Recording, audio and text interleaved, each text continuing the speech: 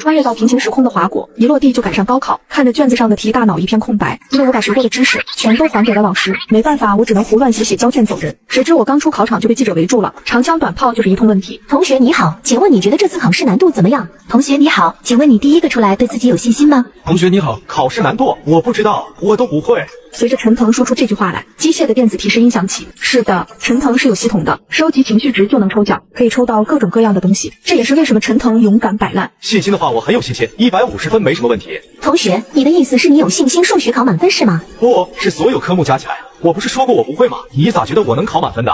看到陈腾看傻子般的眼神，记者感觉自己受到了歧视。那同学，你的成绩这么差，你有想过以后干什么吗？当个世界首富玩一下吧。陈腾并没有开玩笑，今年是2011年，蓝星与地球的进程大致相似，陈腾拥有领先10几年的不视角。不仅如此，他还拥有系统。记者们听到这句话全都傻眼了。当个世界首富，成绩那么差，还想当世界首富？那这位小同学，你现在努力到哪个阶段了？距离世界首富还有多远的距离呢？身家刚过千万，算是迈出万里长征的第一步了吧。他没有说谎，在刚刚绑定系统的时候，系统给了他一次抽奖的机会，抽奖的奖励是一本名叫《舞动苍穹》的长篇网文。于是陈腾将这本书发到了这个世界最大的网文网站江山中文网上。由于系统把内容放在陈腾的脑子里，而非直接给成品，这3个月的时间里，陈腾只能选择勤奋码字。第1个月刚刚签约，平平无奇；第2个月畅销榜前10，进账300万；第3个月开始就已经开始霸榜第1了。现在是第4个月，稿费还没到账，但是陈腾觉得暂时自称身家千万也没什么毛病。这些话让周围的记者们忍不住哈哈大笑。陈腾看着哗啦啦的情绪值入账，心中乐开了花。今天的这次采访直接让他的情绪值增加了好几百，如果运气好，采访的内容被放到网上，估计又是一大波情绪值入账。走了，拜拜。陈腾从人群中离开，打开系统界面，过万了，那就可以抽奖了。系统的抽奖分为3种类型：初级、中级、高级，分别是1000、1万、10万一次。就来10次初级吧。在10次初级和1次中级面前，陈腾选择了10次初级，因为他上一次抽中一个细节回顾。在得到英语精通之后，他终于发现原来阿树并没有和阿英在一起，只是单纯的变成了陈腾看不懂的模样。如果是这样的，我的成绩说不定还能上一个专科。剩下的一个植物大战僵尸是惊喜当中的惊喜，全世界最火的游戏之一，老少咸宜，操作简单，画风有趣，为宝开公司创造了10亿美元的利润。这款游戏本来就在陈腾的计划之中，没想到现在直接在系统中抽到了植物大战僵尸。陈腾的兜里忽然一重，伸手一摸，竟然是一个 U 盘，想必游戏就在这个 U 盘当中。想到这陈腾骑着单车的速度变快，他迫不及待的要将这款游戏发售出去，让这个世界的人感受一下 PVZ 的魅力。妈，我回来了。哎，回来了，考得怎么样？还行吧。你呀，妈知道你能耐，但考试还是要好好考的，万一超常发挥能上个本科呢？好，我尽力，回来就好好休息吧。周登怎么不和我打招呼？陈腾的妹妹陈丽丽坐在沙发上，抬头看了一眼陈腾，她只比陈腾小1岁，因为陈腾喊她小登，她就有学有样的喊中登。哟呵，倒反天罡啊你！本来还想着要不要给我亲爱的妹妹买演唱会的门票，现在看来……陈腾摇头叹气，走向自己的房间。陈丽丽一听演唱会的门票，一下子就从沙发上跳了起来。哥，亲爱的哥哥，我错了。面壁思过去，面壁思过就有门票吗？有个屁！陈腾此时已经走到了自己的房间内，送了陈丽丽一个她最爱吃的闭门羹。陈腾打开房间内的电脑，拿出 U 盘，将 U 盘插入，果然就有了一份植物大战僵尸。好家伙，事都给我准备好了，我只需要上传到平台上去就行了。本着小心无措的原则，陈腾打开了游戏，听到那熟悉的 BGM， 陈腾就知道这的确是植物大战僵尸。大约玩了1个小时左右，确保没什么 bug 之后，陈腾打开了蒸汽平台，注册成为开发者，上传押金，上传游戏，一套流程下来，只需要等审核通过就可以让植物大战僵尸与这个世界的玩家相遇。做完这一切，也到了吃饭的时候。吃过饭，陈腾又回到了自己的房间，准备发布一下招聘信息。虽然系统已经给了他一份完整的植物大战僵尸，但是陈腾还是要按照原来的计划开公司，因为他无法保证随着时代的发展，这款游戏上不会出现一些 bug， 一旦出现就必须修复。招聘网站、同城论坛，各种能发招聘信息的地方，陈腾都留下了自己的联系方式。而在发布完招聘信息以后，陈腾又开始继续在电脑上码舞动苍穹的内容。第2天清晨，陈腾再次起床前往考场。腾哥，这几天都没看到你呢，高考结束准备去哪玩？听声音，陈腾就认出了这个人是谁，高中时期的死党郭渊。高考结束的话就赚钱吧。赚钱？经常打工吗？一起吗？不了。对了，腾哥，那个同学聚会，赵雪溪也准备去了，你真的还是不去吗？赵雪溪对于陈腾来说是一个十分难忘的人，因为2人是小学、初中、高中同学，还有一层邻居的关系。我冤啊，我真对赵雪溪没想法。可是赵雪溪那么好看，成绩又好，你们又是青梅竹马。都说多少遍了，我对她没想法，别再提她了。那你真的也不去参加同学聚会吗？不参加。可是大家都去参加，这不是你要去参加的理由。你如果觉得你和他们有着非常深厚的友谊，想要在这个聚会上来一次告别，去参加当然没问题，但不要因为大家都去参加你就去参加，你要保持自己的独立性。郭渊听陈腾说出这种话来，似懂非懂地点点头。陈腾没继续讲下去，这种东西光听别人说是没用的。我先回家吃饭，你要不要去我家吃饭？不了吧？那我先回家了。两人各回个家，各找个妈。回家的第一件事情，陈腾就是打开电脑码字，不过还没码多少字，就有人在 KK 上艾特自己，这是这个世界最火的聊天软件。打开一看，是班级群里的消息，原来是董哥呀。陈腾乐了，这位董哥名叫孙俊，是陈腾他们高中的风云人物，家里有钱，成绩也能稳在班级前10。但他这个人有一个毛病，显得好像他啥也懂。本来这也没什么，偏偏这孙俊喜欢赵雪溪，所以孙俊总会有意无意的针对陈腾。陈腾脾气也不好，还和孙俊打过架，所以孙俊艾特陈腾，当然也没说什么好话。艾特陈腾，我听说你不打算来参加同学聚会啊？没关系的，同学聚会的花销我全报了，不用你花钱的，也就几万块而已，没多少。陈腾根本不会理这个小人，而是登录本地的网站论坛。陈腾发现自己发布的招聘信息，有人回复了。穿越平行世界获得情绪收集系统，只要能让别人产生情绪波动，就会获得积分和系统抽奖。此时正值2011年，我从系统抽到一款游戏，那就是即将风靡全球的《植物大战僵尸》。于是我把这个款游戏打包上架售卖，还决定开一家自己的游戏公司。连高考题都没做就跑出了考场，在网络发布了招聘信息。没过多久，还真的收到了回复。高考结束的第5天，陈腾拎着笔记本电脑出门。今天是他和面试者约好见面的日子。到了咖啡厅，陈腾锁定一个穿着黑色西装外套的女人。你好，请问是林雅吗？是的，请问你是？我叫陈腾。陈腾。林雅瞪大眼睛惊讶地看着陈腾，没想到陈腾看上去竟然这么年轻。之前在网上我们简单的聊了聊，你说你大学刚刚毕业1年，我想问问你对于游戏行业的了解。我们公司在短期内会是一家游戏公司。我觉得游戏行业会有非常大的潜力，尤其是随着互联网和经济的逐渐发展，游戏行业也肯定会越来越受重视。我看你在别的公司实习过，还是魔都财大毕业的，为什么会选择我这个小公司？准确来说，我这边甚至连公司都算不上。因为我想要对企业管理有更全面的了解。我之前实习的公司，大家都各司其职，学到的东西多且精，但是不够全面，所以想选择一家小公司试试。刚好你在论坛上标出来的价格最高，就想试试。还有一点，我家就在这里，我大学之前都是在这边上学的。那我现在也说明一下我公司的状况，还没进行工商注册，你加入的话员工只有你一个，从公司建立的所有流程都要你亲自跑，能接受吗？能，但是我想问几个问题可以吗？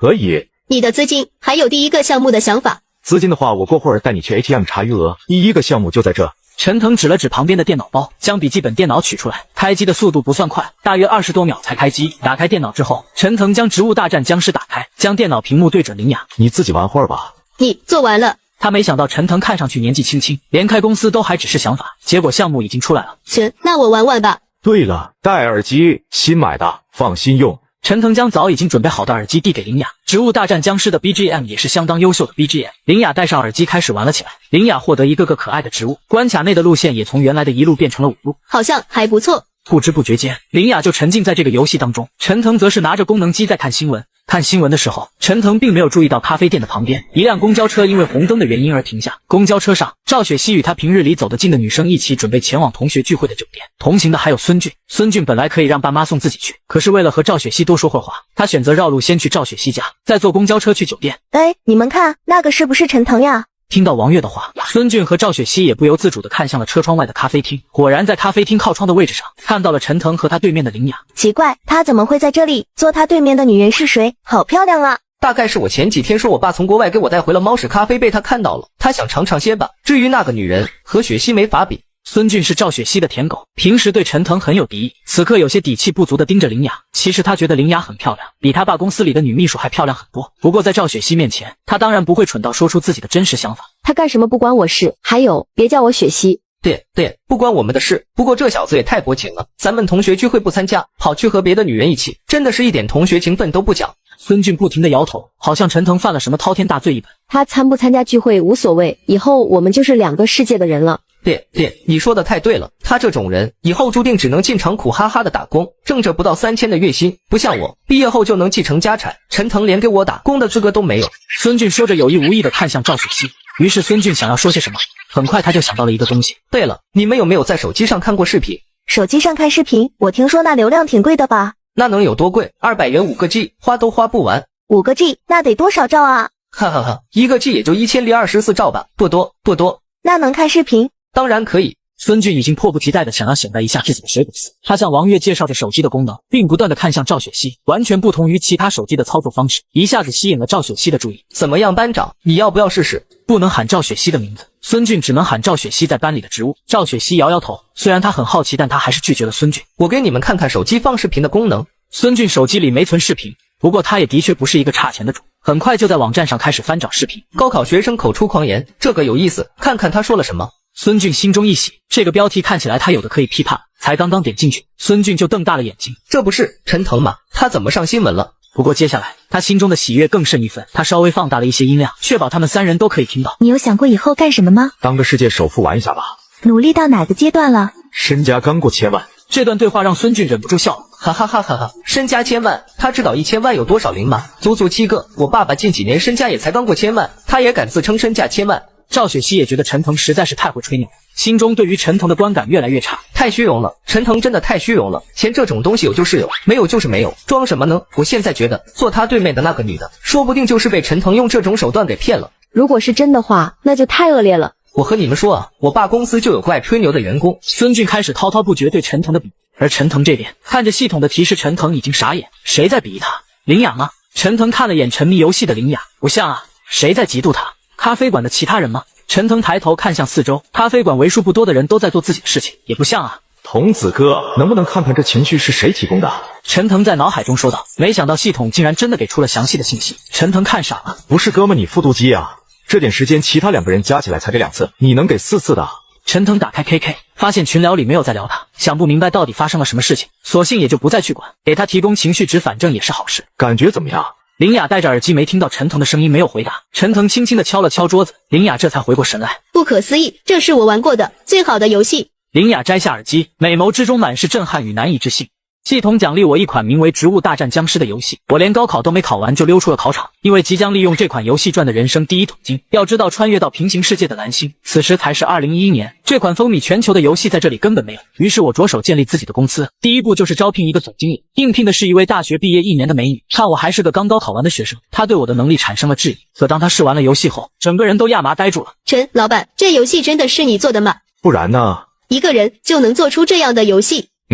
老板，你真的太厉害了。先别急着叫老板，我再带你去 ATM 看看我的钱。不用了，就算老板你现在1分钱都没有，有这款游戏肯定开得起一家公司。既然如此，那就谈谈待遇吧，说说你的要求。月薪8000，有3险1金。多少？7000，我说的是7000。林雅脖子一缩，还以为自己喊高了。她现在是真觉得陈腾这家公司有前途。你应聘的可是公司总经理的职位，就要8000，你之前工资多少？7000，我之前只是一个助理，但我觉得我应该能胜任大部分工作。之前公司里很多事我都有跟着学习跟着做。这样吧，试用期3个月，这3个月里税后8000，五险一金，3倍加班费，奖金看表现。如果我觉得你有这个能力担任总经理，保底2万上不封顶，工资以后还会再涨。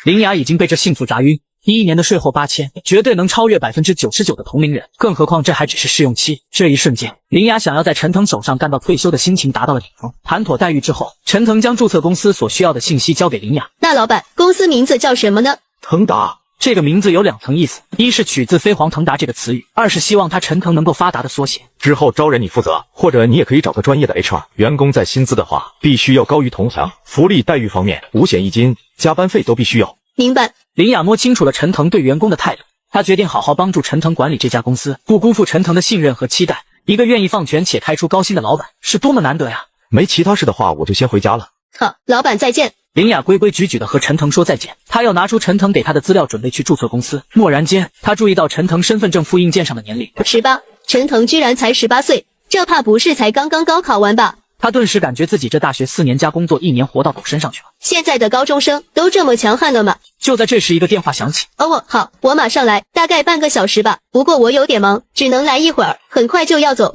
天豪大酒店，这是永城一家十分出名的大酒店，许多人办婚礼都会选择在这里的宴会厅筹办。孙俊殷勤地为赵雪溪和王月带路。这家酒店我经常来，我爸经常会和那些老总、董事长约饭，老实说我也吃腻了。下次有机会，我请你们去吃米其林3星的餐厅，那个味道才叫棒呢。孙俊带着2人来到3楼宴会厅的门口，此时同学们已经有一大半都来到了这里。赵雪溪出场的那一刻，男同学们纷纷惊讶地发出哇的声音。吴经理！孙俊忽然看到旁边正在布菜的一个经理，立刻就热情地打声招呼。吴经理回过头来，看到一个毛头小子正在和自己打招呼，虽然不认识，但他还是带着职业的微笑走了过去。好久不见，好久不见，最近精神了许多吗？吴经理乐呵呵地夸奖着孙俊，孙俊本就挺直的背一下子变得更直了。吴经理怎么亲自布菜啊？那当然，因为你们是贵客呀，我当然要亲自布菜表达尊敬。到场的男同学、女同学听到这些话，看向孙俊的目光一下子变得不一样了。没想到孙俊那么厉害，还认识这里的经理。是啊，人家家里可是开大公司的，太有能耐了，孙俊。孙俊叫孙哥。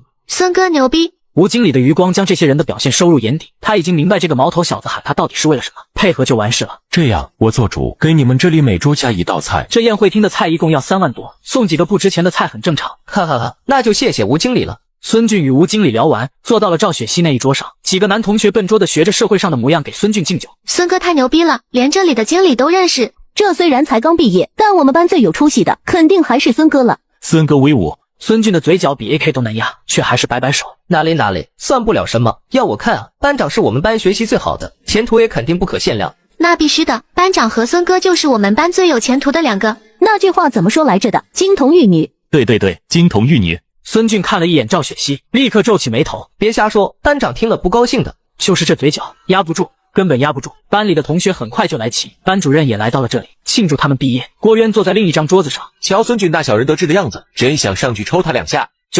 不就是家里有几个臭钱吗？装什么？不知道的还以为这酒店是他家开的呢。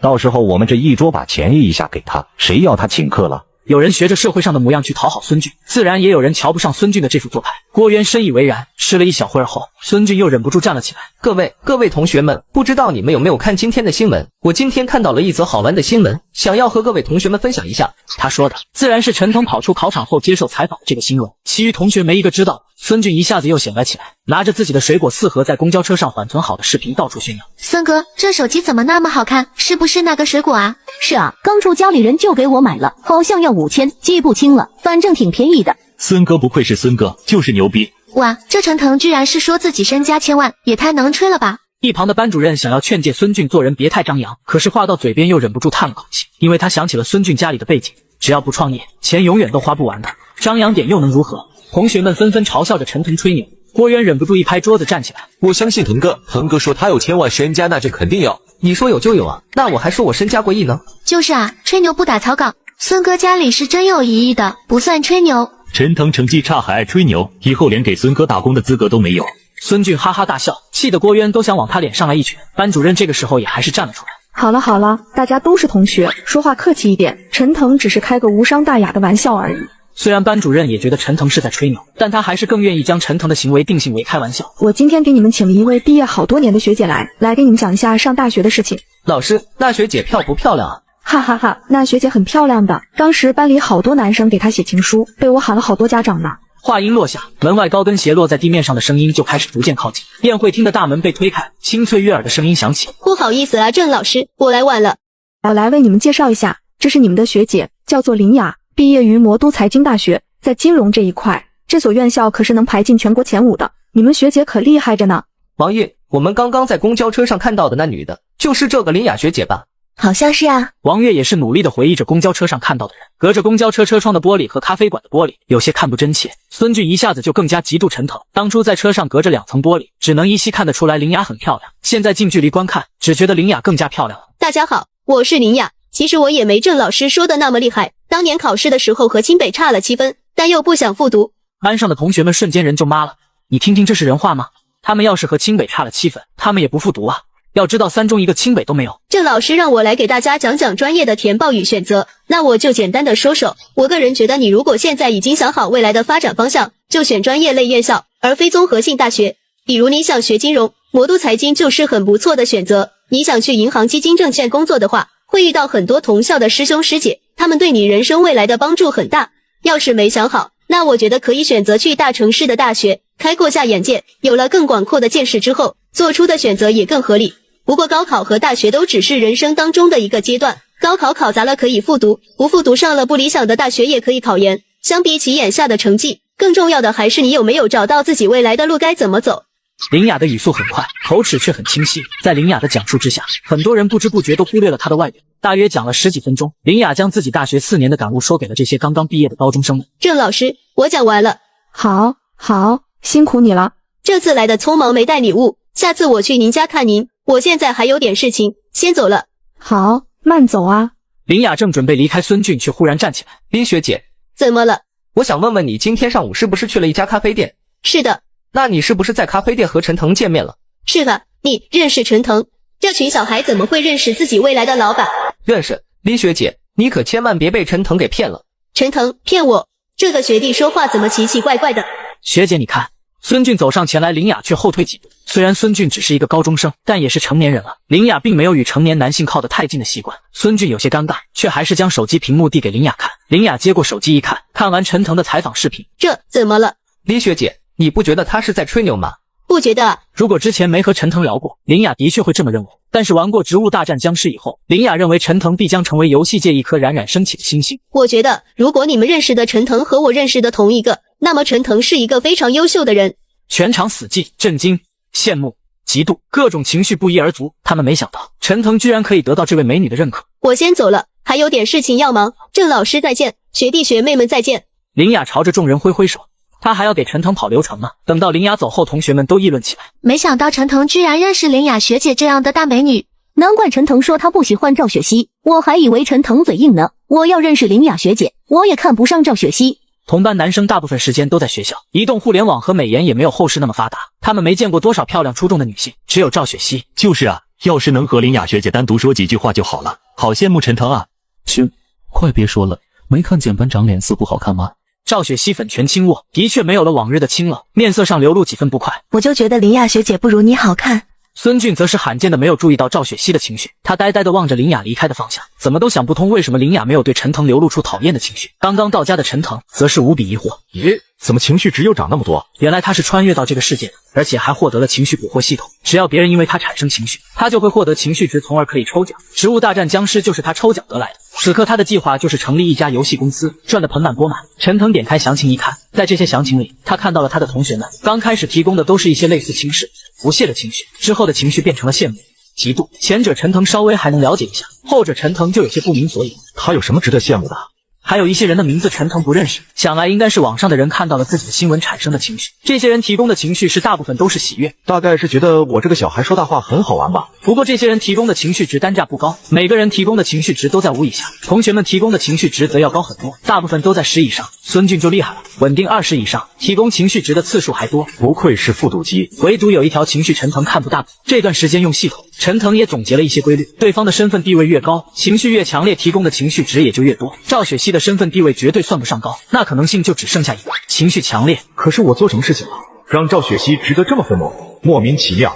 到了下午，陈腾开始做饭煮菜，突然门口响起敲门声，陈腾疑惑地打开门，看到了门外的赵雪溪。该死，忘记看猫眼了。只听见砰的一声，陈腾直接将门给关上。关门的大风吹起赵雪溪的刘海，他难以置信自己在陈腾面前居然吃了一个闭门羹。开门。接下来 KK 的提示音响起，好吗？忘记删好友了。之前由于赵雪溪没有发消息找过陈腾，陈腾也就忘了这事。现在拉黑走一波，赵雪溪不甘心，直接在群里艾特陈腾，陈腾干脆也就直接退群。反正高中玩的好的同学里，私下还有个小群，真有什么特别重要的事情，也绝对不会错。陈腾，赵雪溪真的很生气。一开始他只是因为听到班里男同学的议论有点小小不高兴，没有哪个人被别人拿去做比较比输了还能高兴。可是后来再想想这些同学的话，他意识到陈腾极有可能是真的对自己没感觉。这怎么可以？他成绩好，长得漂亮，前途不可限量。陈腾成绩差，未来灰暗一片。他看不起陈腾是理所当然的事情，可陈腾凭什么对他没感觉？他一直在俯视着陈腾，今天才发现陈腾并没有在仰视他。于是本来他们已经去了 KTV 继续酒，现在他又硬生生的从 KTV 跑出来，想要问问清楚。赵雪溪在门口大喊，他成功的让陈腾意识到自己还是无法完美的控制自己的情绪。陈腾关掉厨房的火和油烟机，打开大门，却没有理会赵雪溪，他朝着赵雪溪家的方向走去。喂，陈腾，你说话，你凭什么不理我？来到赵雪溪家门口，陈腾轻轻敲门，没多久便有一个中年妇女前来开门。你是？阿姨你好，我是陈腾，你的女儿像个泼妇一样来找我，希望你能管教好自己的女儿。说完，陈腾头也不回的离开。赵雪溪的母亲闻言冲了出来，果然看到了不远处红着眼的赵雪溪，她有些急匆匆的跑出来。怎么了，小溪？怎么生气了？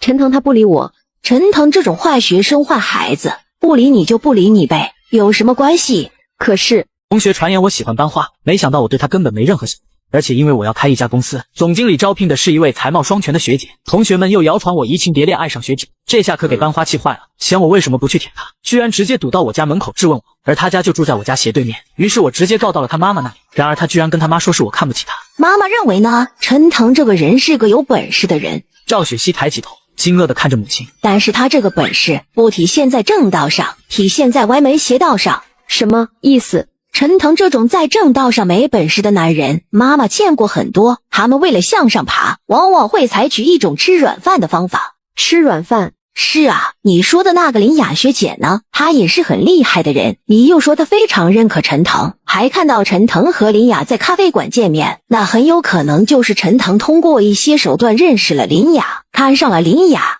赵雪溪蓦然一惊，她突然觉得母亲说的话很有道理。是啊，陈腾虽然成绩吊车尾，但长得很帅。林雅学姐被陈腾的外表蒙骗，也是很正常的事情。可是，万一陈腾真的很有本事呢？哈哈哈，成绩中等偏上还有可能是偏科，某方面很有特长，吊车尾的成绩能有什么本事？也是，那我要去告诉林雅学姐，不能看着她被陈腾骗财骗色。傻孩子，没用的。现在呢，还要么深陷爱情的漩涡，你现在过去除了只会被认为是嫉妒，要么他心里也有数，只是找陈腾玩玩。赵雪溪恍然大悟，看来自己还是太年轻，人生经验不太丰富。你呀，做好自己就行了，你与他之间的差距只会越来越大。等你们大学毕业以后，你就知道了。我知道了，妈妈，我会努力学习，找份好工作，然后再努力工作的。好孩子。然而这母女俩怎么会知道陈腾是一个有系统的穿越者呢？他现在凭借系统奖励，身价早已经千万级别了。回到家，到了晚上吃过饭，陈腾看到郭渊发过来的消息，这才明白到底发生了什么。原来班花在同学聚会上吃了学姐的醋，他也哭笑不得。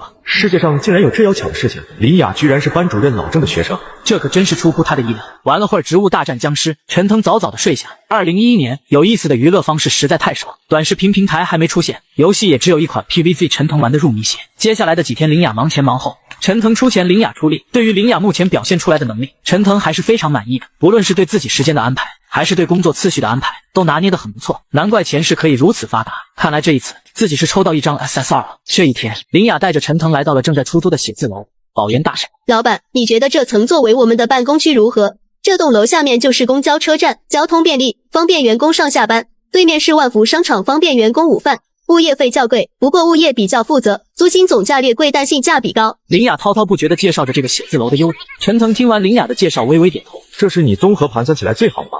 是，我认为这层办公楼是最好的，所以先带您来看这个。那就这层，我相信你。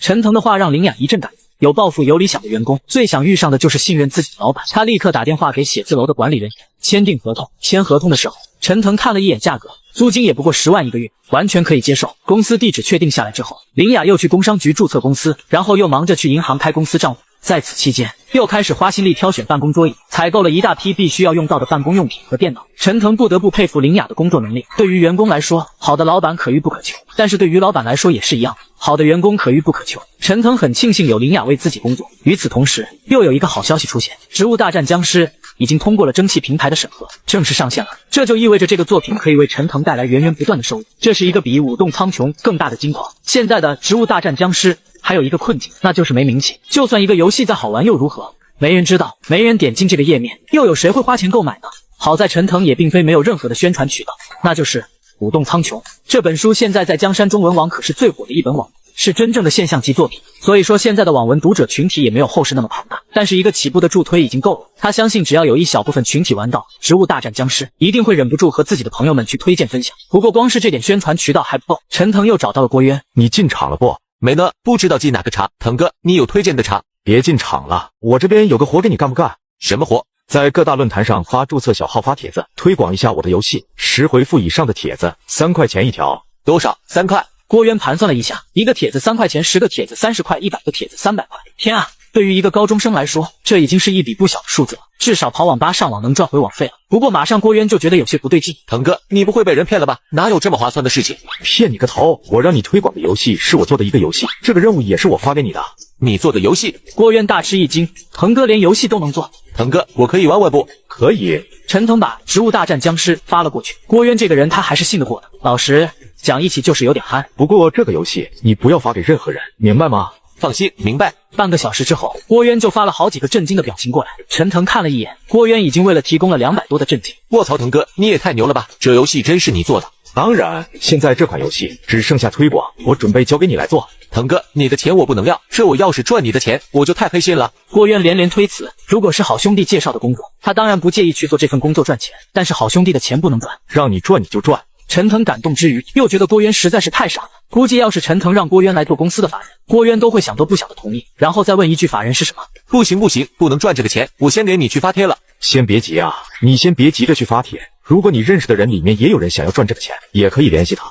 一个人能发挥多大的作用？肯定是要很多人一起注册小号发帖，才能营造出一个虚假繁荣的假象。好嘞，腾哥，我保证一定让你这游戏红红火火。在舞动苍穹书友们和郭渊的努力下，植物大战僵尸在网上终于打响了名气。不过有很多人对植物大战僵尸要收费这件事情还是表示十分不满。这怎么还要钱啊？定价6块钱，不算太贵，但是要下载一个蒸汽平台还是太麻烦了。还是下载盗版吧。哪位大佬有盗版资源发一下，小弟感激不尽。求求了，给一份资源吧。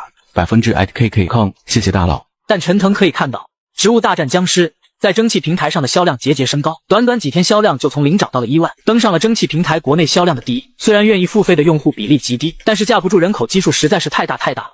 开局穿越到平行世界2011年的蓝星，意外觉醒情绪收集系统，只要能让别人产生情绪波动，就会获得积分和系统抽奖。我凭借攒够的积分，成功抽取一款名为《植物大战僵尸》的游戏，一经发售便瞬间火爆全国，不仅上到99下到刚会走的都在玩，就连其他做游戏的同行也纷纷效仿。看着越来越多的金钱到账，我决定趁机扩大公司，赚取更多的钱。现在这块招牌应该也足够响亮。老板您好，我现在在面试新员工，请问您有什么指示吗？有一个小小的建议，现在 PVZ 已经发售一段时间了，你注意到了吗？注意到了，现在 PVZ 非常火，连我大学同学的群里都在讨论。你现在可以利用 PVZ 公司这个招牌来招人，我想应该对招聘有些帮助。我会好好利用这块金字招牌的。对了，现在的招聘进度如何？目前的话招了2个人事，一个财务，2个程序，一个美工，基本上已经可以完成公司的基本运转了。效率这么高？是的，可能是高工资的吸引力比较大。那就3天后吧，3天后我来公司宣布一下公司接下来的发展。好的，老板，那我改一下3天后的面试安排。您好，请问您是来面试的吗？我叫陈腾，是这家公司的老板。老板好，那个我昨天刚来的，对公司还不太熟悉，没认出来。没事。老板，你怎么来那么早？运气不错，刚到公交车站就有公交车。那现在开会。各位，我们现在开会。各位，这位是我们腾达游戏的老板陈腾，同时也是游戏《植物大战僵尸》游戏的开发者。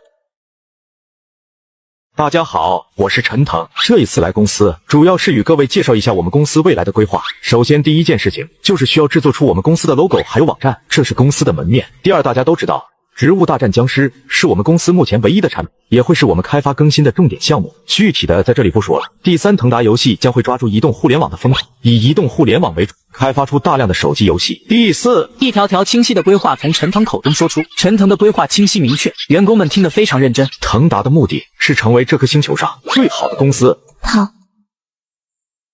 好，其他人先忙，我和林总再聊聊。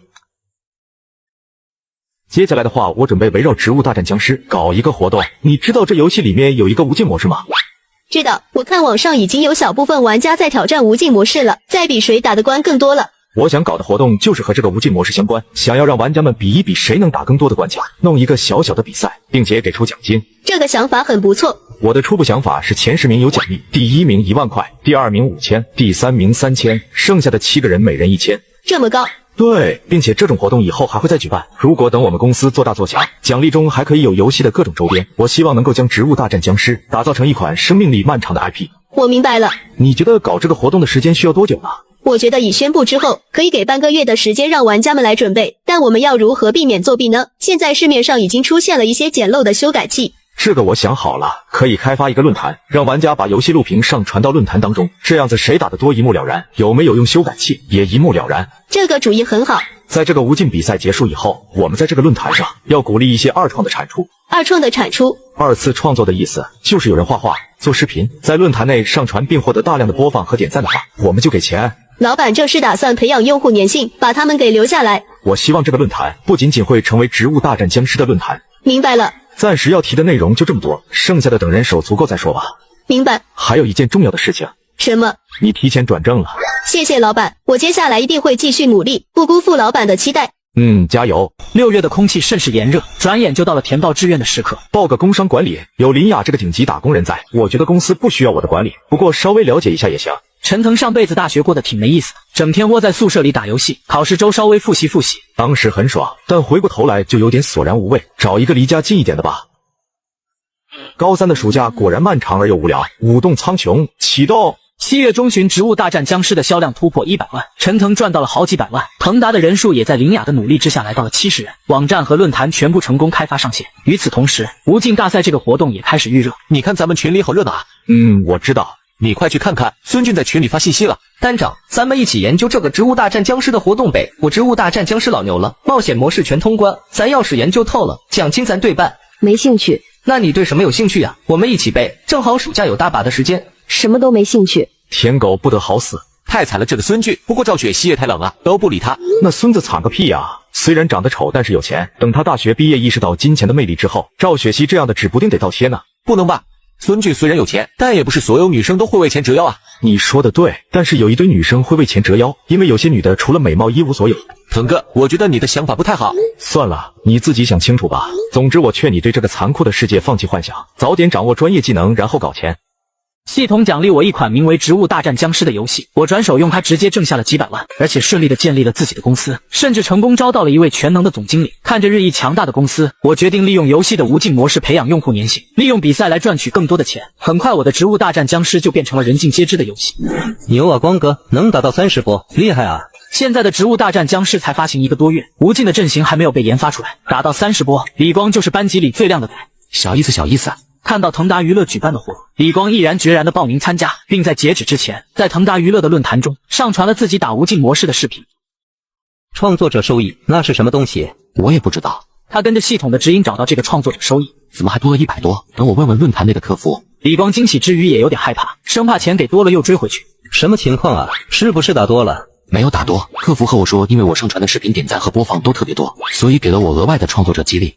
打游戏能赚钱就算了，发视频也能赚钱。现在活动还有吗？我也想去里头发视频。现在没有了。之前在《植物大战僵尸》搞活动的时候，这个论坛也搞了个创作者激励的活动。李光开心心的选择将自己的创作收益全部提现到一张银行卡中。他没有银行卡，那是他爸爸的银行卡。这样的事情发生在全国各地。陈腾不仅仅是给前10名的玩家发了钱，还给那些视频播放量和点赞量还可以的人发了钱。现在能花钱买游戏玩游戏的年龄都不会太大，对付这种年龄不太大的，这些钱就足够让他们对这个平台产生粘性。论坛这一波的热度必须要抓住，我们的核心思路就是砸钱吸引用户，但是这个钱怎么砸，需要技巧，这方面需要论坛的策划部门好好想想，和开发部门达成配合。放心吧，老板，目前我们的思路是邀请其他游戏的攻略者和高玩入驻，让这个论坛从一个植物大战僵尸的论坛拓展到一个多元化的游戏社区。这个思路不错，不过我要的不仅仅是一个游戏社区，而是一个什么都能讨论的社区。之后我准备将论坛和视频分区独立开来。老板，你的野心真大。大归大，但我没有急功近利。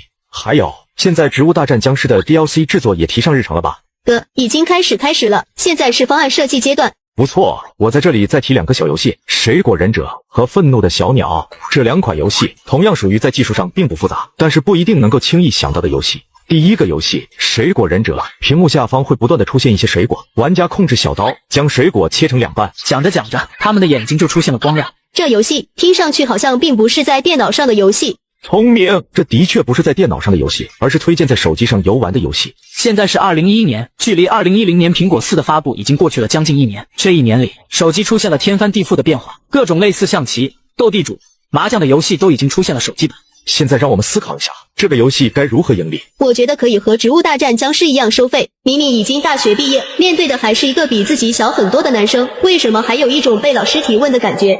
其他人的想法呢？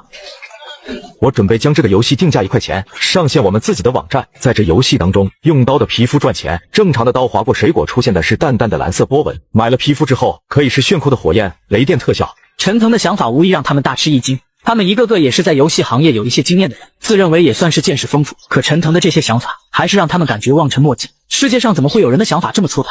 他们恨不得现在就出手把这个游戏制作出来，这游戏指定有前途。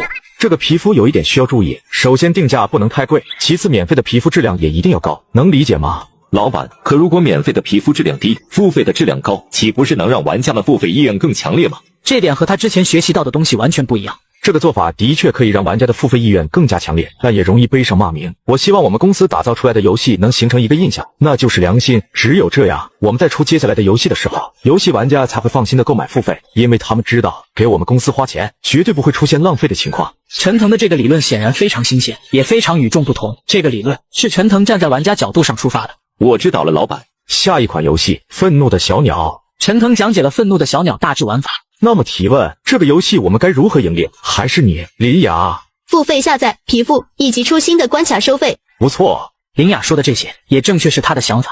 不过有一点大家要注意，这些游戏的皮肤画风上首先要一致，不要出现违和感，这一点主美要注意。其次，不管皮肤如何，我们都必须保证玩家的游戏体验，皮肤不要太花里胡哨。众人点点头，看向陈腾的眼神越来越不一般。看来这个老板和其他游戏公司的老板想法完全不一样。其他的游戏公司想的就是如何尽可能多的赚钱，长线运营和游戏体验都不考虑。除此之外，我还准备来个工资回收计划。陈腾微微一笑，听得他们心里突突。放心吧，不是你们的钱，在我们网站下载的游戏，付费时增加一个支付方式，创作者收益。妙了，他们发视频帮我们引流赚钱，赚到的钱又冲进我们的游戏里。那老板，我们要不要加一个联网验证？从技术层面上，可以通过联网验证的方式杜绝盗版。不加，我们游戏的定价很低，基本上所有人都买得起。如果连这点价格都不愿意出，就算断了他盗版的路子，他估计也是不会碰正版的。倒不如让他们帮我们宣传一下。那我猜这些人有可能是小学生、初中生，等他们长大了，说不定就会付费了。明白了，老板。不过游戏皮肤可以加一个联网验证。好。目前就将开发团队分为2组吧，一组围绕 PVZ 做后续开发，另外一组做水果忍者和愤怒的小鸟。陈腾将公司接下来的发展计划定下，结束了这场会议。我刚穿越到平行时空的蓝星，竟意外地觉醒了情绪收集系统，只要能让别人产生情绪波动，就会获得积分和系统抽奖。我凭借近几个月收集别人的情绪，成功把情绪值攒到了1万多。看着系统上大转盘的优厚奖品，我便又觉得手痒，想再来一次10连抽。来个10连。陈腾有些管不住自己的手，回到自己的办公室。第一次谢谢惠普，剩下2个看上去都是有用的东西。初级精力药水，服用后8小时内思维逻辑能力大幅提升，工作学习效率提升，从此告别拖延症。这东西要是给人喝了，那不就直接变成牛马圣体？牛马圣体体验卡，好东西好东西。这种好东西他这个老板就不用了，还是给林雅和其他人用用吧。窥视升华之眼，选择一人对其某项属性进行观察，并提升该项属性。这东西未免也太适合林雅了吧？不过这东西应该加在林雅的商业上，还是管理上呢？陈腾思考了一会儿，还是决定加在林雅的管理上。商业能力固然十分重要，但有着陈腾长远的眼光和系统抽奖的产品在，腾达游戏将会有着无与伦比的产品竞争力。公司只需要想办法将系统给出的产品给卖出去就行了。说干就干，陈腾直接进入到了林雅的办公室，对着林雅使用窥视升华之眼。童子哥，满分是100对吧？正确。这下真的成 SSR 了。老板，有什么事情吗？朋友从国外买来的咖啡液，据说对提升醒脑很有帮助，我就给你带过来的。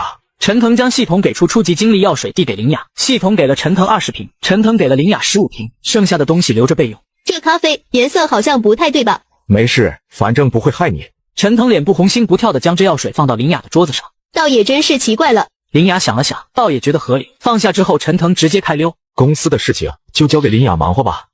怎么老板来了之后，感觉思路清晰了一些？林雅认为管理就是将正确的人放在正确的岗位上，并且把正确的事情交给他们做。这件事情说起来简单，做起来难，听起来也就一件事情，实际上要考虑的东西有很多。林雅往往要思考一段时间才能做好这管理工作，但现在她似乎感觉自己的这个思路更加清晰一些。林雅又拿起陈腾给的咖啡液，加了点热水稀释一下，一喝居然是甜的。老板不会被什么人给忽悠了吧？得找个时间问问陈腾。不过没多久，林雅就感觉自己工作的欲望空前的强烈。虽说她本身就是一个工作狂，对工作充满了热情，但现在的这个热情似乎变得更加强烈了。当她感到一丝疲惫，想要下班的时候，骤然发现周围的天已经黑下来了。居然这么晚了，自己居然沉浸在工作当中好几个小时都没发现，难道是被老板开会讲的内容给激励到了？林雅只能如此想到，不由得更加佩服崇拜起陈腾。本来陈腾是没想着买车的，但是陈腾父母聊天的时候聊到了车子，陈父说他们厂子里的领导买了一辆车子，看上去特别好看。陈腾一听，直接拉着父母去了 4S 店。先生，您看这款奥迪 Q7 怎么样？不错，再看看宝马 X5。这2辆车我要了。哥，我也要。好，你最想要什么车？保时捷。好，给你买个保时捷模型。儿子，你这是乱花钱啊。是啊，有了钱不知道自己姓啥了。赚钱嘛，不就图这一刻吗？这车真好，真舒服。看到父母的笑容，陈腾心里也非常舒服。这车确实比小吉利舒服。2011年的街道上车辆已经不少，但相比后市的拥堵，现在的街道还算通畅。后市拥堵起来的时候，陈腾恨不得下车自己走，小电驴都比开车快。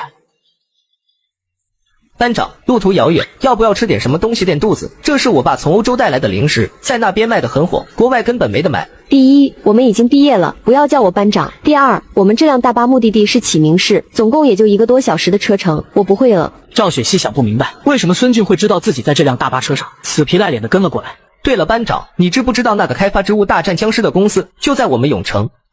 我也是之前在替我爸招人的时候看到的，那些本地的论坛上有腾达游戏，他们的工作地址就在永城。是吗？他怎么会在这里？赵雪溪看到陈腾坐在旁边等红灯的车子里，心中充满了疑问。孙俊，我在呢。你觉得林雅学姐怎么样？林雅学姐很好的人了。我感觉林雅学姐很有可能被陈腾骗了。骗了？陈腾这小子骗钱还骗到学姐身上了。不是骗钱，是骗感情。骗感情？对，你觉得我们该怎么帮助学姐？我觉得吧，得想办法让学姐知道陈腾的真面目。具体要怎么做呢？这个嘛，陈腾的学校不是也在启明市吗？我觉得启明市高校圈子也就那么大，估计没多久这小子的真面目就会被人发现。真的会被发现吗？肯定的，我觉得等学姐发现了陈腾的不上进，估计也不会一直和他好下去了吧？不像我，以后是要接我爸班的。好吧。刚才的红灯是他们这趟旅程唯一的交汇。陈腾不快不慢地在路上行驶着，突然看到一个女生在前头不停地捡着零零散散掉落在地上的东西，旁边还放着2个尿素袋，好像是东西掉了。我来帮你吧。谢谢。开学报道的新生。哪个学校的？启明大学。哟呵，学霸呀。启明大学在省外没什么名头，但在省内还算有名。施一本、孙俊、赵雪溪，还有班上的一些学霸，因为不想离家太远，选择来到启明大学。你这袋子破了呀？有人来接你不？没有。真漂亮，我送你一程吧。我开着自己挣钱买的豪华轿车，竟被同学们当成了傍上富婆的软饭男，而且还偷偷拍下我开车的照片发到群里声讨，甚至就连马赛克也没给我打上半张。只不过作为觉醒了情绪收集系统的我，他们嘲讽越多，系统给予我的奖励也就越丰厚，所以我压根没有理会群里那些疯狂的同学，而是自顾自的开车前往我的大学，却没料到中途碰到了一个无助的清纯大美女。你也是学生吗？大一新生。你是哪个学校的？华泽工商大学商学院。你好厉害。不是华泽工商大学，是华泽工商大学商学院，3本独立院校，况且就算是工大，也比不过你们启明大学啊！你不会是在阴阳我吧？不是的，不是的，我妈妈说在外出门嘴要甜一点，我只是觉得你是个好人，所以想对你说点好话。那你这说话的功夫还得练练。这就像亿万富翁说千万富翁不错，后者的确不错，但由前者说出来，就有另外一层意思在。你好，我叫黎心若。我叫陈腾。你的名字很好听。这也是你嘴甜的表现之一。要开空调吗？不用不用。你不要告诉我你害羞了。我妈妈说不能和男生走得太近。那我给你扔下去了。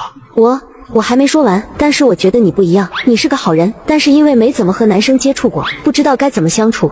不得不说，这姑娘的确是长得漂亮，说话声音也软软的，让人很难生起气来。你说我是好人？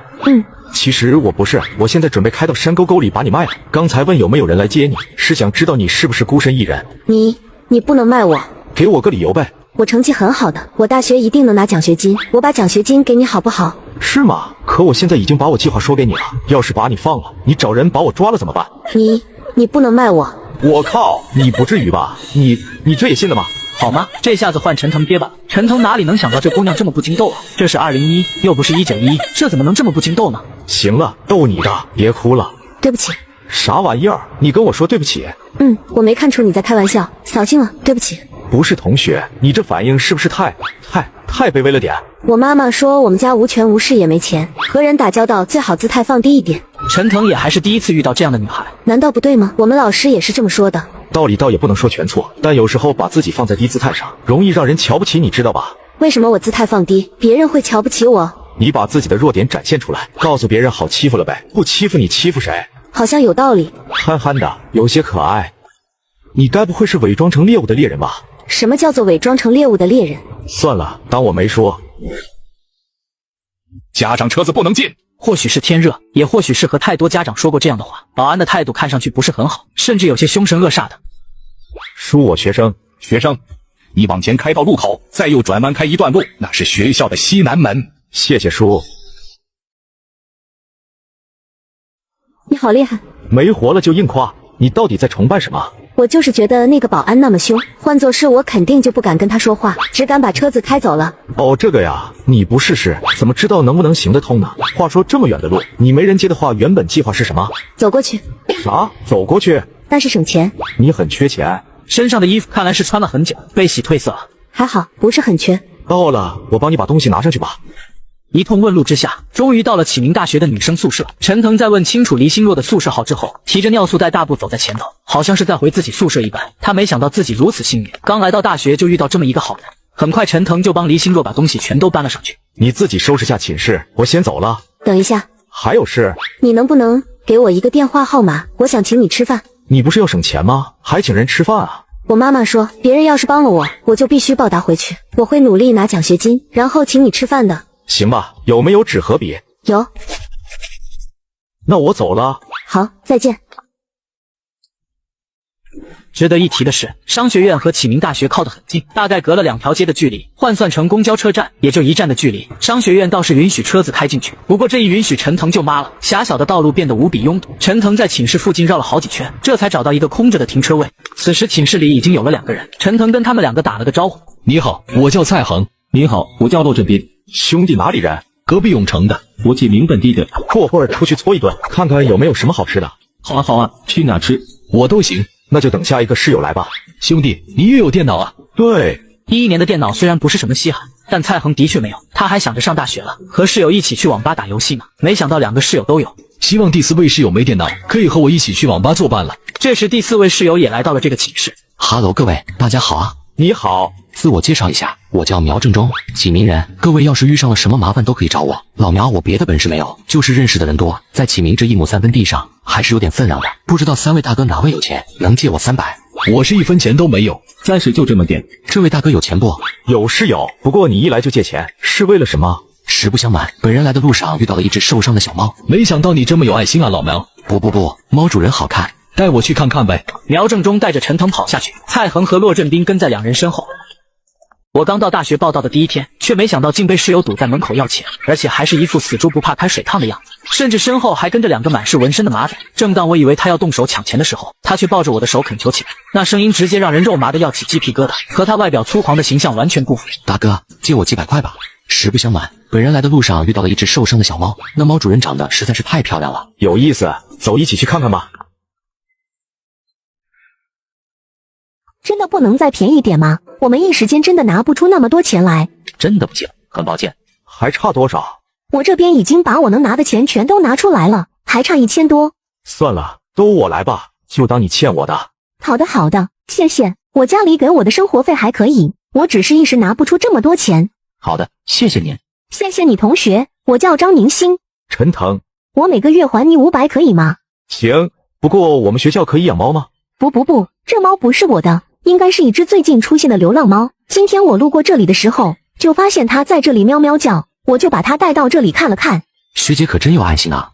还是陈腾同学有爱心。不好，这下子……学姐，你是哪个系的？我是商学院工商管理专业大2生，你们呢？大一新生，也是工商管理的。太好了，工商管理有2个班，你们是哪个班的？一班。太好了。老苗，你这也不要气馁，毕竟老陈挺帅的。算了吧，还是带着一起玩吧，没必要为女人伤了和气。这猫你打算怎么办？养在寝室里吗？只能这样了，现在这个情况，要是让它在外面流浪，怕不是根本活不了多久。不如我们给它取一个名字吧。我看它这么白，不如叫小白算了。小白太难听了，不如叫雪花吧。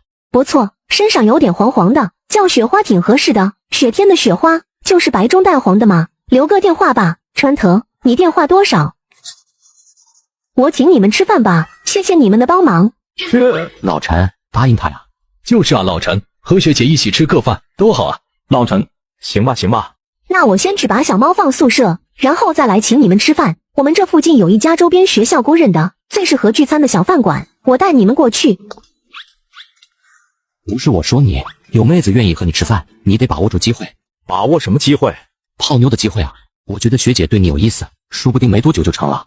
老陈，你信我，过了这个村就没这个店了。要我说这顿饭，你就该请学姐吃饭。看上去你很有经验，经验丰富。谈过几次？如果我现在谈1次恋爱，再谈2次就3次了。牛啊，老蔡！老实说，他前世是3本的人，现在也是3本的人，他是没资格嘲笑3本人的。可是有时候他就是忍不住啊。你们再仔细算算呢？仔细算算，我靠，老蔡，合着你纸上谈兵啊？纸上谈兵怎么了？哪个人不是从纸上谈兵开始的？你呢？谈过几次？这个好男儿岂能被儿女情长所束缚？又是0次。你呢？我也没有。好吗？这就是传说中的好为人师，3个人加起来才0次，还好意思指点他？可是网上都是这么说的，谈恋爱就得对他好啊，要给他花钱，给他无微不至的关怀，然后你就会变成鱼塘里的鱼，喜提舔狗之王的称号。什么舔狗，多难听，那叫马男，女孩子都喜欢这种类型。陈腾也是没话说了，这2011年这个思想这么盛行的吗？他2011年该不会也蠢成这个样子吧？蠢是蠢了点，但好像也不至于是舔狗。那我祝你成功。那必须的，等明天开班会，我就看看班级里有没有漂亮的妹子，然后一举拿下。好兄弟，有志气，还是让他们撞一下南墙再回头吧。你们帮我看一下小猫，它叫雪花。哇，你怎么带上来的？这个不重要。哟，怎么了？我们的大美女怎么开始化起妆来了？今天去校外拿快递的时候遇到一只小猫骨折。张宁星将今天发生的事情说了一遍。那个叫陈腾的学弟是不是超级帅？是我喜欢的类型，和他聊天我也挺舒服的，感觉和大学里普通的男生不一样。明白，情人眼里出西施嘛？才没有，陈腾本来就很好。瞧瞧，这还没谈上呢，胳膊肘就朝外拐了，这要是谈上，指不定的怎么样呢？不过我说西西呀，你真的不打算矜持一点？矜持点干什么？我觉得遇到自己喜欢的类型就得主动出击啊，能不能成，谈上之后对方有没有缺点，都是后来的事情了。原来你真是这么想的，我还以为这是你去年1年都没谈恋爱编出来的借口呢。呵呵。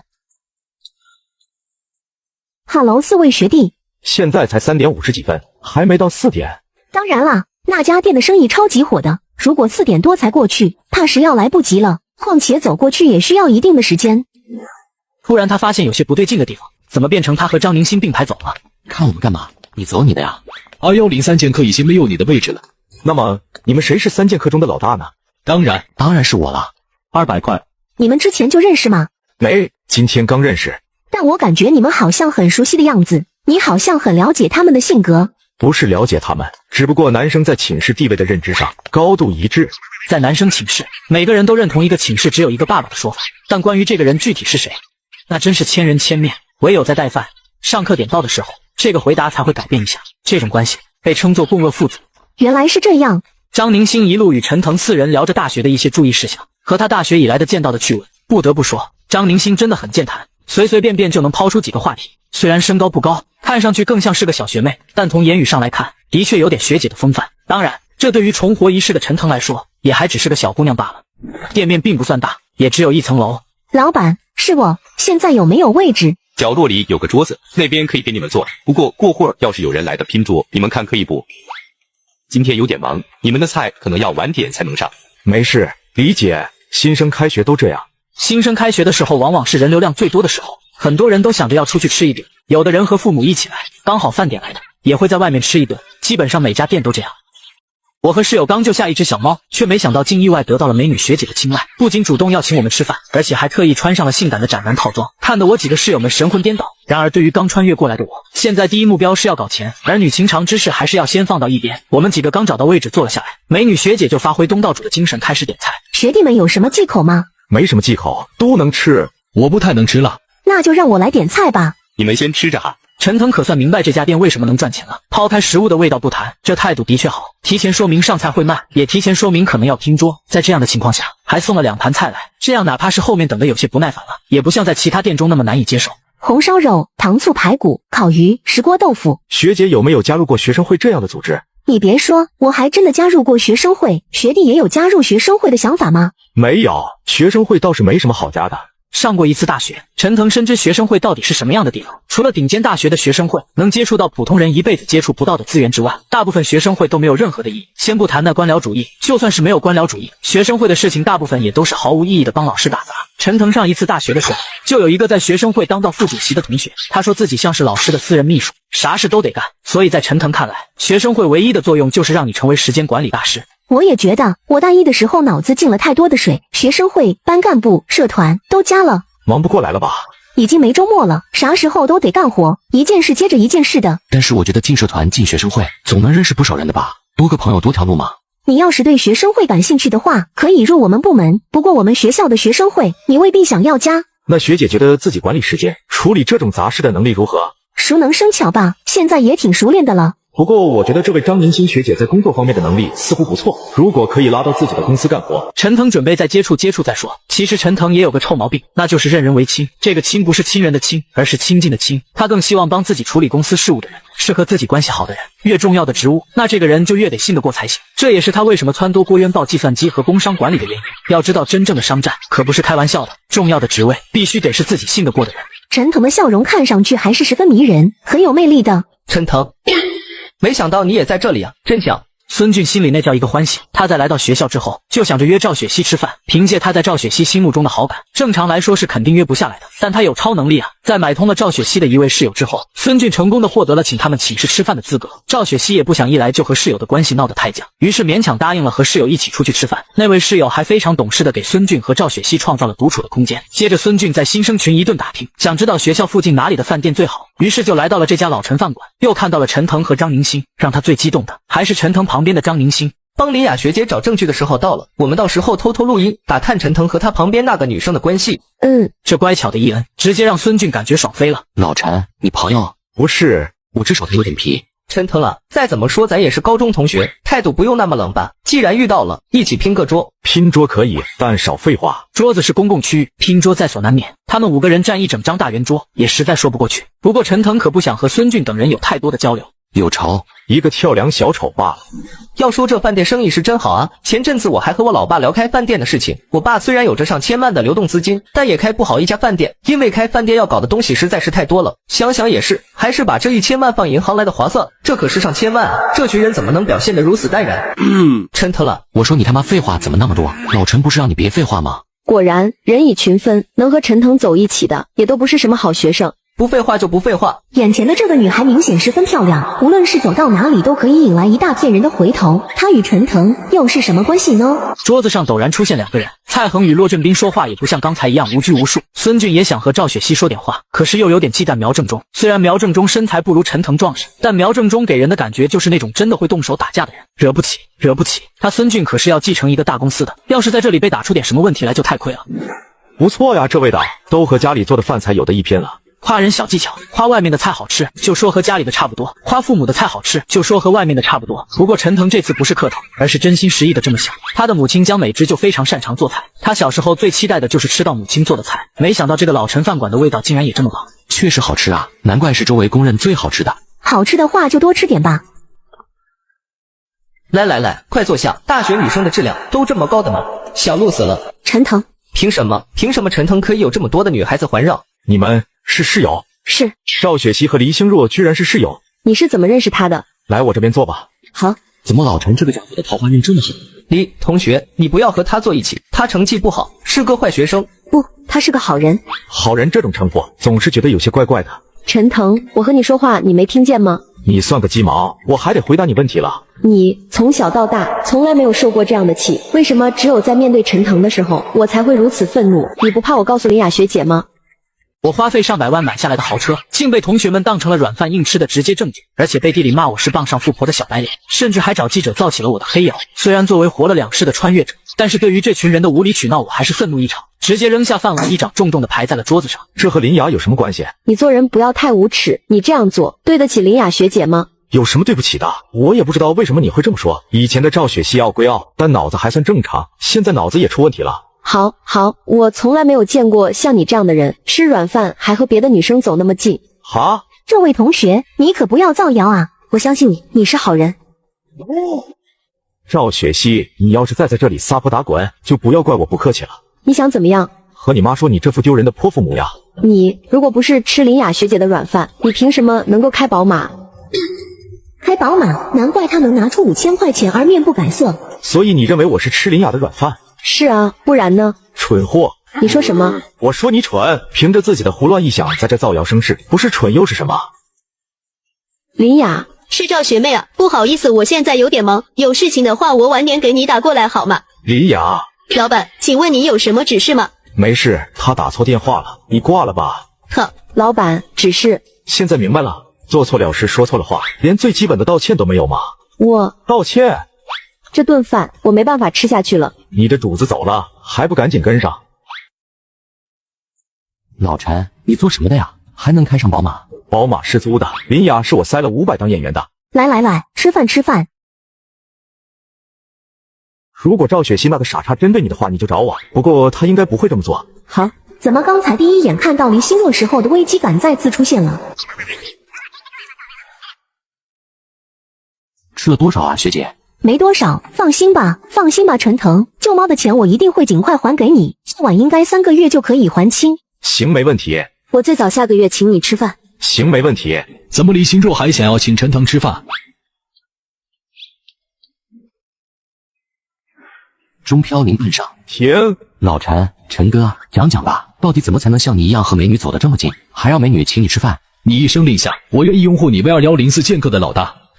既然如此，我倒是可以告诉你们一个小小的技巧：多读书，多看报，少吃零食，多睡觉。翌日清晨，商学院的入学报到分为2天，今天是第2天入学报到的日子。上午没有课，室友们还在呼呼大睡。同学你好，我能问你一个问题吗？啊，可以的。如果现在有人愿意将食堂的饭菜免费送到寝室楼下，请问你愿意为此额外多付多少钱？是我的话，可能1分钱都不愿意付吧。毕竟我们学校的食堂离宿舍也没有太远。好的，谢谢。同学你好，我能问你一个问题吗？好，如果有人……陈腾一个个耐心的询问着。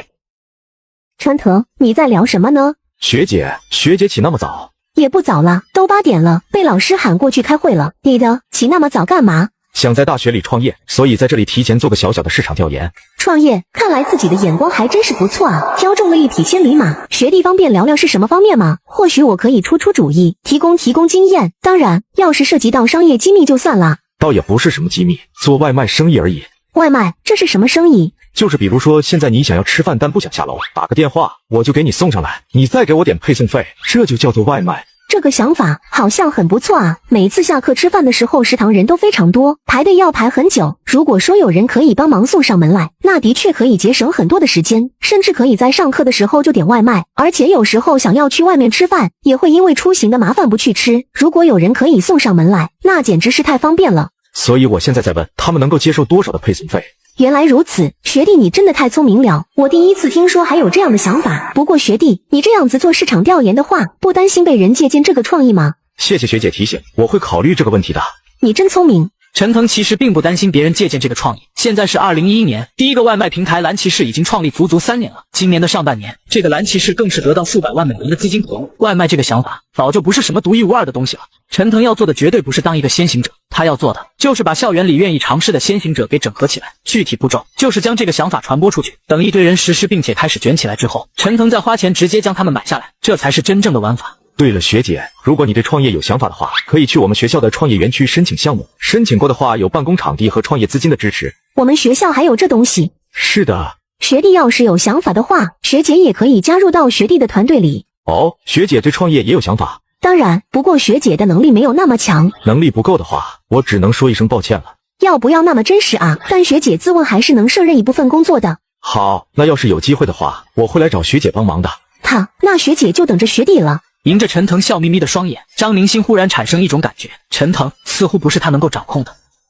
身价过千万的公司老总，却在美女面前装起了穷逼，不仅把几百万块的豪车伪装成了破4轮，就连手腕上的黄金手表也扬言说是西贝虎。因为我只想大学4年把公司继续做大做强，如果故意露富，很有可能招来更多的是是非非。看着食堂里许多吃饭的人群，一个外卖的想法在我的心底油然而生。可是，一番询问下来，大部分人都不接受这个外卖。失望的我只能带着早餐回到了寝室。给你们带的早饭。我靠，老陈，你真他妈是个好人。陈哥，你在干嘛呢？能看看不？校园论坛上发帖呢，你要是想看也可以。这问题，陈哥你打算创业啊？对，搞个外卖。外卖是啥？就是客户给1-2块钱的配送费，然后我们把吃的东西给他送到楼下，甚至是送到手里。这东西应该不好搞啊，搞贵了愿意付费的客人不多，便宜了累死累活又赚不到太多的钱。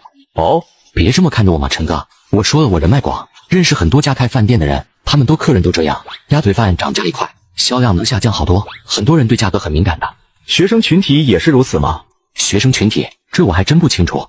有些人对价格比较敏感，但有的人没有那么敏感，而这就是做市场调研的意义。陈哥，你真想创业啊？对，搞点小钱花花。那能不能带我一起？你要是能力过关就可以，不过现在8字没一撇，还在市场调研阶段呢。好吧。下午是开班会课的时间，陈腾等人来到教室，陈腾习惯性的来到最后一排坐下，蔡恒和骆振兵坐在陈腾的旁边，苗正中跑到前面去聊天了。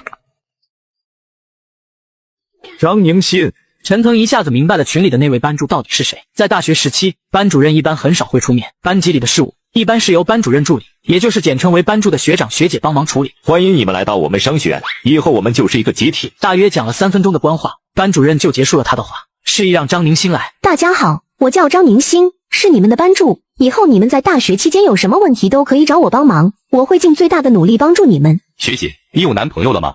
没有，但是有喜欢的人了。看我干嘛？你们该不会觉得……别装了，陈哥，那天要是你没去，是我们仨给的钱，你信不信学姐不会请客的？就是啊，陈哥，你真的不考虑开班授课吗？我觉得你们想多了。简单说一下我们班接下来的事情吧。第一件事情，从后天开始我们要进行为期2周的军训，不知道有没有同学有着身体原因不能军训的？我靠，陈哥，你还有这一手？你这下真的是我的哥了，咋办到的啊？那接下来我再和大家说一说军训的注意事项。室友们开始了为期2周的军训，陈腾则是在附近的几所大学开始他的市场调研。刚开始的1周，陈腾流连于各大学校，都没发现有人用他的创意。但是到了第2周，终于在商学院看到了一些起色。他看到有人在宿舍楼下张贴小广告，小广告的内容非常简单，大意就是可以将学校门口某几家饭店的饭菜打包直接送到楼上来。广告的右下角留下了他们的手机号码。跑腿费5块啊，这会不会太高了？同学有没有兴趣试一下我们的服务？你们这是做到第几天了？我前几天好像没见过这东西。今天刚刚做，同学有兴趣吗？超市的东西也可以哦。暂时没兴趣，感觉5块钱有点贵。方便问一下你们接到了几个电话吗？这个没事，不用说了。老程，你怎么还没动作啊？我看我们学校那个天天配送都该上1个星期了。不急，你们军训完了？军训完了，我们隔壁班有个女生，真的超级好看，我觉得我先进去了。那个刘佳佳，就隔壁班最漂亮那个，女生第1排第3个那个。对，就是她，隔壁班就她最漂亮了。你是怎么知道她名字的？没什么，也就是托我们班班主问了问他们班班主，我还有她的 KK 呢。卧槽，老骆，不对，乐哥，你这也太厉害了吧！接下来哥就给你们2个教学一下，什么叫做真正的追女宝典。你打算怎么追？我研究了一下他们班的课表，绝大部分课都是和我们班一起上的，我完全可以在她上课之前给她带早餐，长久下来一定可以感动她的。老骆，你不厚道啊！你也可以送东西啊，好像有道理啊。陈哥，过2天上课我们带你去看看这个刘佳佳。行。这段时间里，恒达游戏的好消息也传来了，《植物大战僵尸》手机版上线，与手机版一同上线的还有新的 DLC。新 DLC 就意味着新植物、新僵尸、新地图，还有新的小游戏。耶，陈哥，这是《植物大战僵尸》，你也玩这个呀？对。那你这个地图我怎么没见过呀？你该不会是玩到盗版了吧？新出的 DLC 埃及时代。新出的 DLC 多少钱啊？6块，好像不是很贵啊。与那些动辄大几百的3类大作相比，这个价格可以说是相当便宜了。这就是陈腾给《植物大战僵尸》定下的路线，靠玩家基数来保证销量。之后等到 DLC 越出越多，陈腾还打算将前面的内容打折，甚至加在一个捆绑包内折上折。这腾达很厉害啊，这么快又整出一堆新地图来。后面的关卡还有点难度，想过还没那么容易。世界上最好玩的塔防游戏，谁都没有想到腾达游戏的更新速度居然会这么快。在这个时候，还没有一个单机游戏可以更新的像是《植物大战僵尸》那样频繁。最重要的是，在速度极快的同时，更新的质量也并不低。互联网上一个问题也悄然出现：腾达游戏有没有可能成为世界上最伟大的游戏公司？连女生手都没摸过的我，却被室友们当成了顶级的恋爱大神，不仅跪下来直接称作义父，就连我说的每一句话，他也拿小本本记了下来。看着这群同学滑稽的英语，我只能胡编乱造点经验传授给他们。作为穿越活了2世的我，现在第一目标是要搞钱，儿女情长之事还是要先放到一边。看着我做的《植物大战僵尸》的游戏越来越火，一个游戏帝国的想法在我心底油然而生。对自己产生情绪的人越远，给自己提供的情绪值就越少。如果现在有一个位于银河系之外的人对我产生了愤怒，恐怕我的情绪值不会有任何的增加。3分钟销量破万，首日销量100万，这个数据放眼国内的单机游戏圈，无疑是一个相当震撼的数据。虽然这份销量是用低价换来的，但在国内也是一个无人能够触及的数据。一骑绝尘。在刚开始，《植物大战僵尸》由于没有足够的宣传，玩的人并没有多少。可是金子到最后总是会发光的。随着越来越多的人玩到《植物大战僵尸》这个游戏的口碑在这几个月里开始发酵。别人没把握，可我有把握，自己制作出来的每一款游戏都是顶级的爆款。我将成为资本本身，继续扩张规模。接下来的1年，我们可能要进军新的领域，需要大量的人手。你有空的话，注册一家新的公司，就叫腾达生活吧。具体的内容和方向，等我这边弄好了再和你聊。好的，这种工作态度让陈腾十分舒心，这个就叫做专业。要是这个世界上有华国好室友的奖项，陈腾觉得自己一定能稳稳拿下。你这是给刘佳佳的，她是我心目中的女神。军训这段时间，她的照片批发到论坛里，许多人都说她校园女神呢。哦，这样啊，还没来？没，不过我敢保证，要是见到了她，你的目光绝对会立刻被她吸引。这么好看，和张学姐比起来怎么样？比学姐稍微差点。这样啊。佳佳，这是我给你带的早餐，希望你能喜欢。哇，谢谢你洛同学，我太喜欢了。你喜欢我过几天接着给你带啊。死家子。你好，抱歉，这里有人了。没关系，我就在这里坐一会儿。想来这位同学就是陈腾吧？有事说事。没事呀，只是想和同学交个朋友而已。那我拒绝。这种女生，陈腾见得实在是太多了，有姿色，擅长交际，在人群中可以迅速的定位有钱人，有大量的舔狗，这样的人，陈腾一般称之为海后。前世陈腾还平平无奇的时候，公司里就有一个这样的女生，身材好，长得漂亮，身边一大群舔狗围着。陈腾对她没什么想法，但很奇怪的是，她对于陈腾有想法，这个想法是做朋友方面的想法。老陈这个人是这样的。没关系的，想要和谁交朋友是陈腾同学的自由，我只是……抱歉，我对你身上香水的味道过敏，能不能麻烦你离我远一点？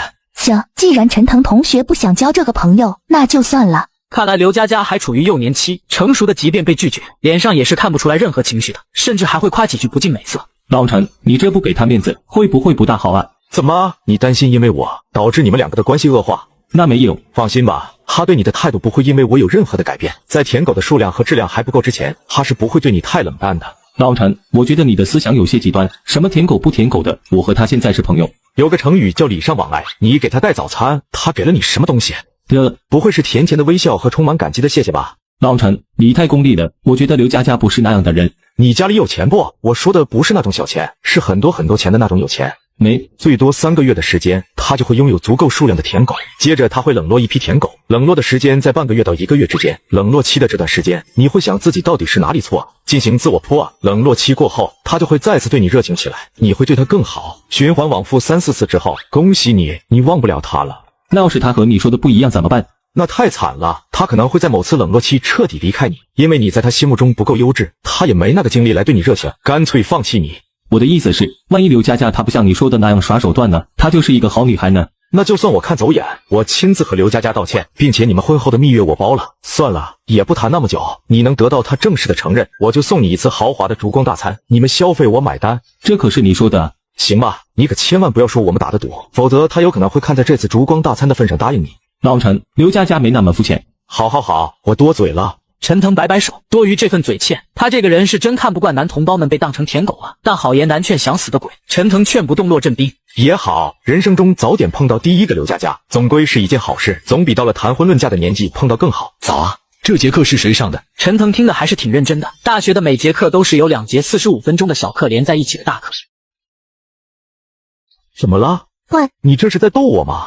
不是啊，我是想让你转过头来看看我啊。好吧，你赢了。谢谢，能骗到人就不算幼稚。学姐好。你们好。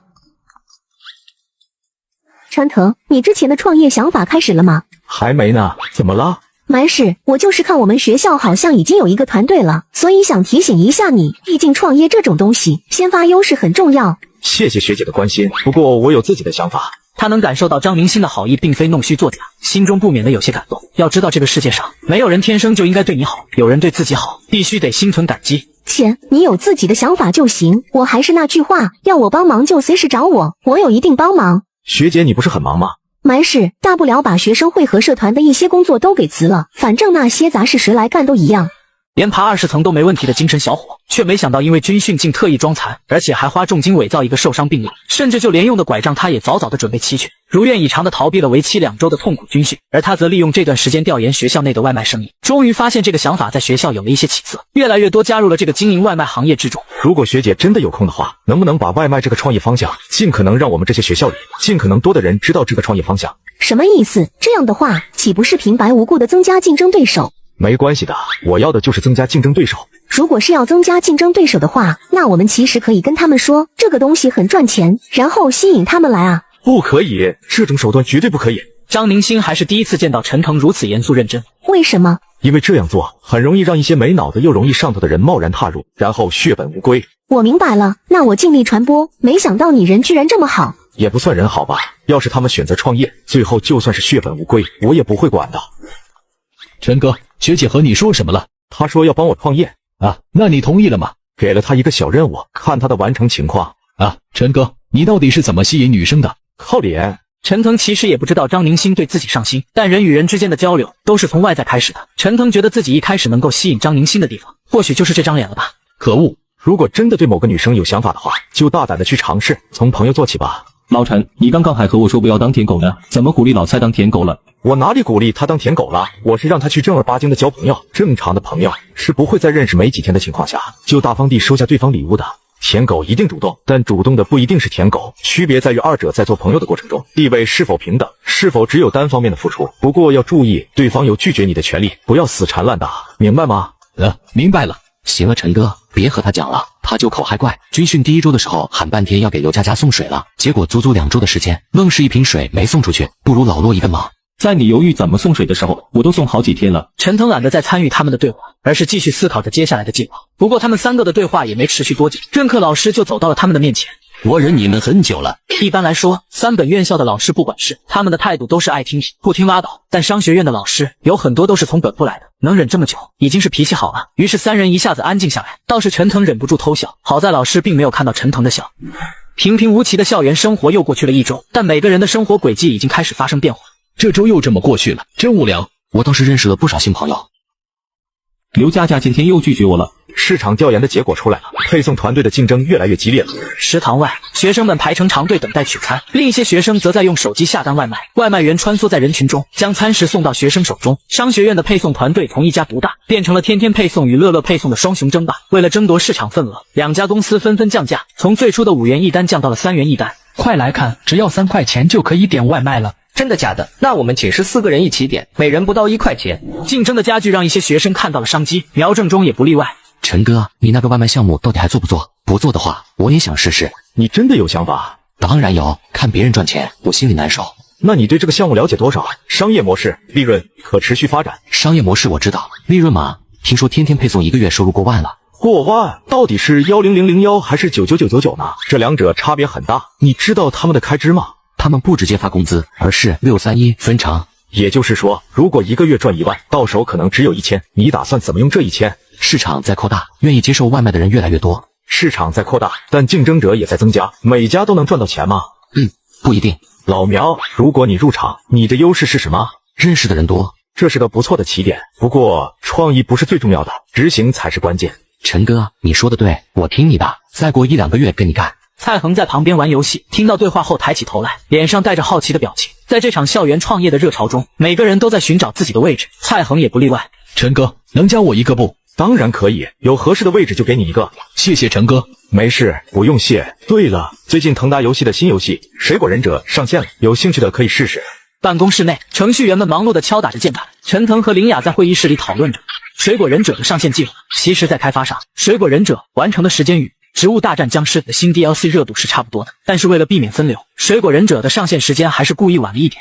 一经上线，在蒸汽平台上的销量倒是平平无奇，毕竟这个游戏用键鼠玩起来不算方便。但是在水果平台和腾达游戏的官网上，销量就有些高的出奇，100万销量，第一天就是100万销量，100万，第一天就100万，太棒了，我们成功了。这样的销量给了华国尚在萌芽阶段的手游厂商一个巨大的震撼。此时，距离水果4的发布才过去1年，水果4秒的发布会召开在即。此时，安卓的阵营的智能机也还在萌芽阶段，在手游能不能赚钱和能赚多少钱的2个问题上，许多游戏厂商仍处于观望阶段。为什么有破解版不玩还非要玩花钱买呢？腾达游戏和其他的游戏厂商不一样，他怀揣着梦想和炽热的心出现在这个世界上，我们不能让这样的游戏厂商心寒。办公室内，员工们欢呼雀跃，陈腾和林雅站在前面宣布奖金发放的消息。这个月的奖金翻倍，来干杯！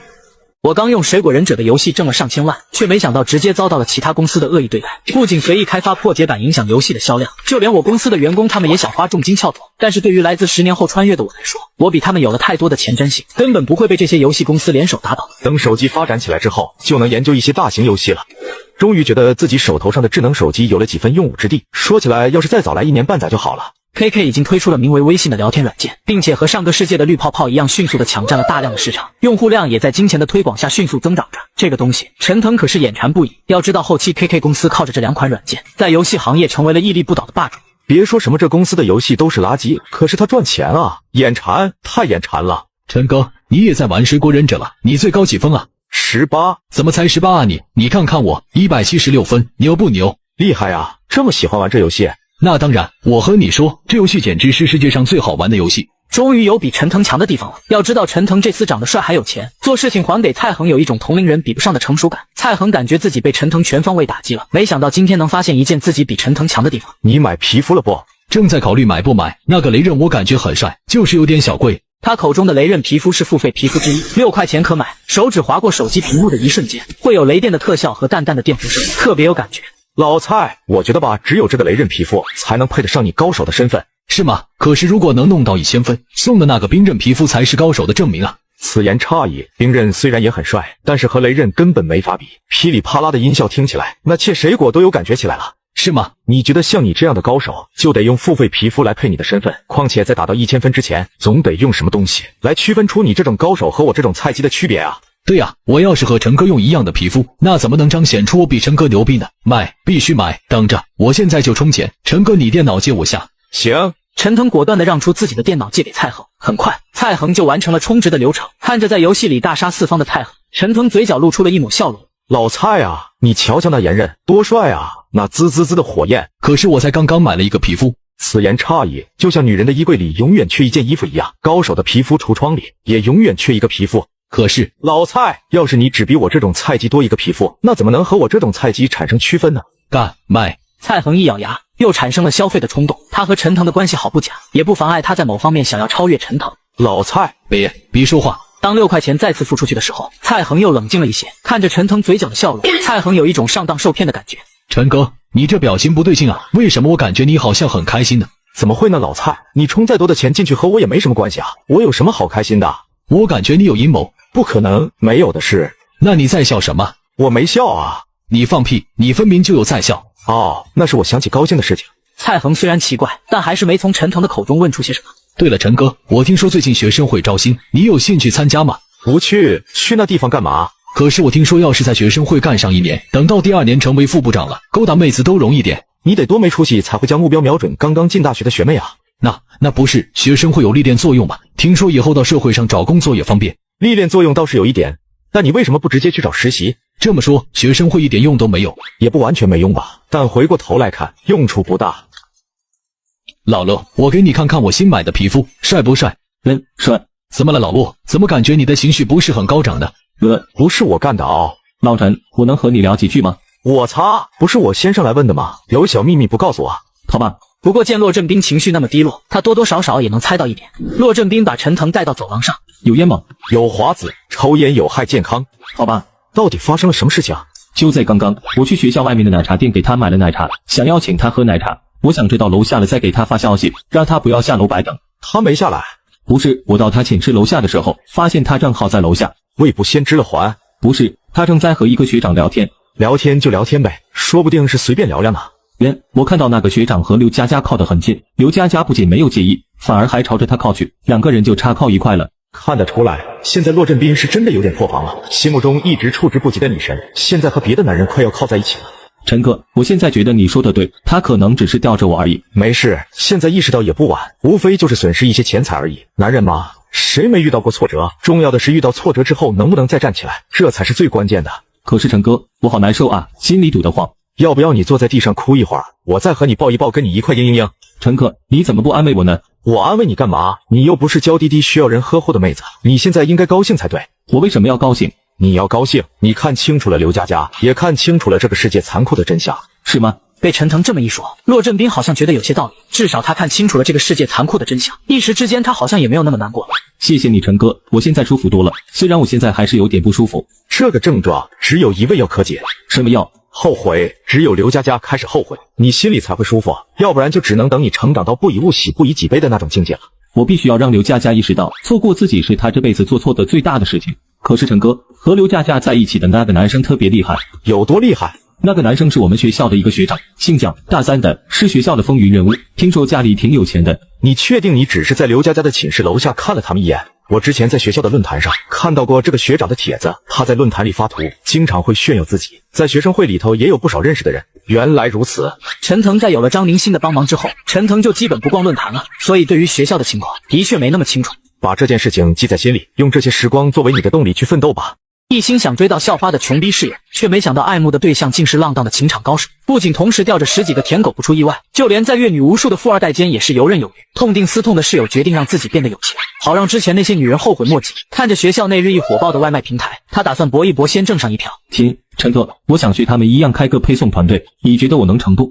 他不得不承认，骆振兵是他们寝室里行动效率最高的那一个。苗正中才刚刚盯上刘佳佳的时候，骆振兵就知道了刘佳佳的名字，现在才刚刚从难受中走出来，就立刻想要出发去创业，这效率真的是太高了。你要不还是和老苗搞一桌吧？什么意思？算了。回到寝室，骆振兵没有追着陈腾说这件事情，而是将想要开一个配送团队的想法告诉了蔡和。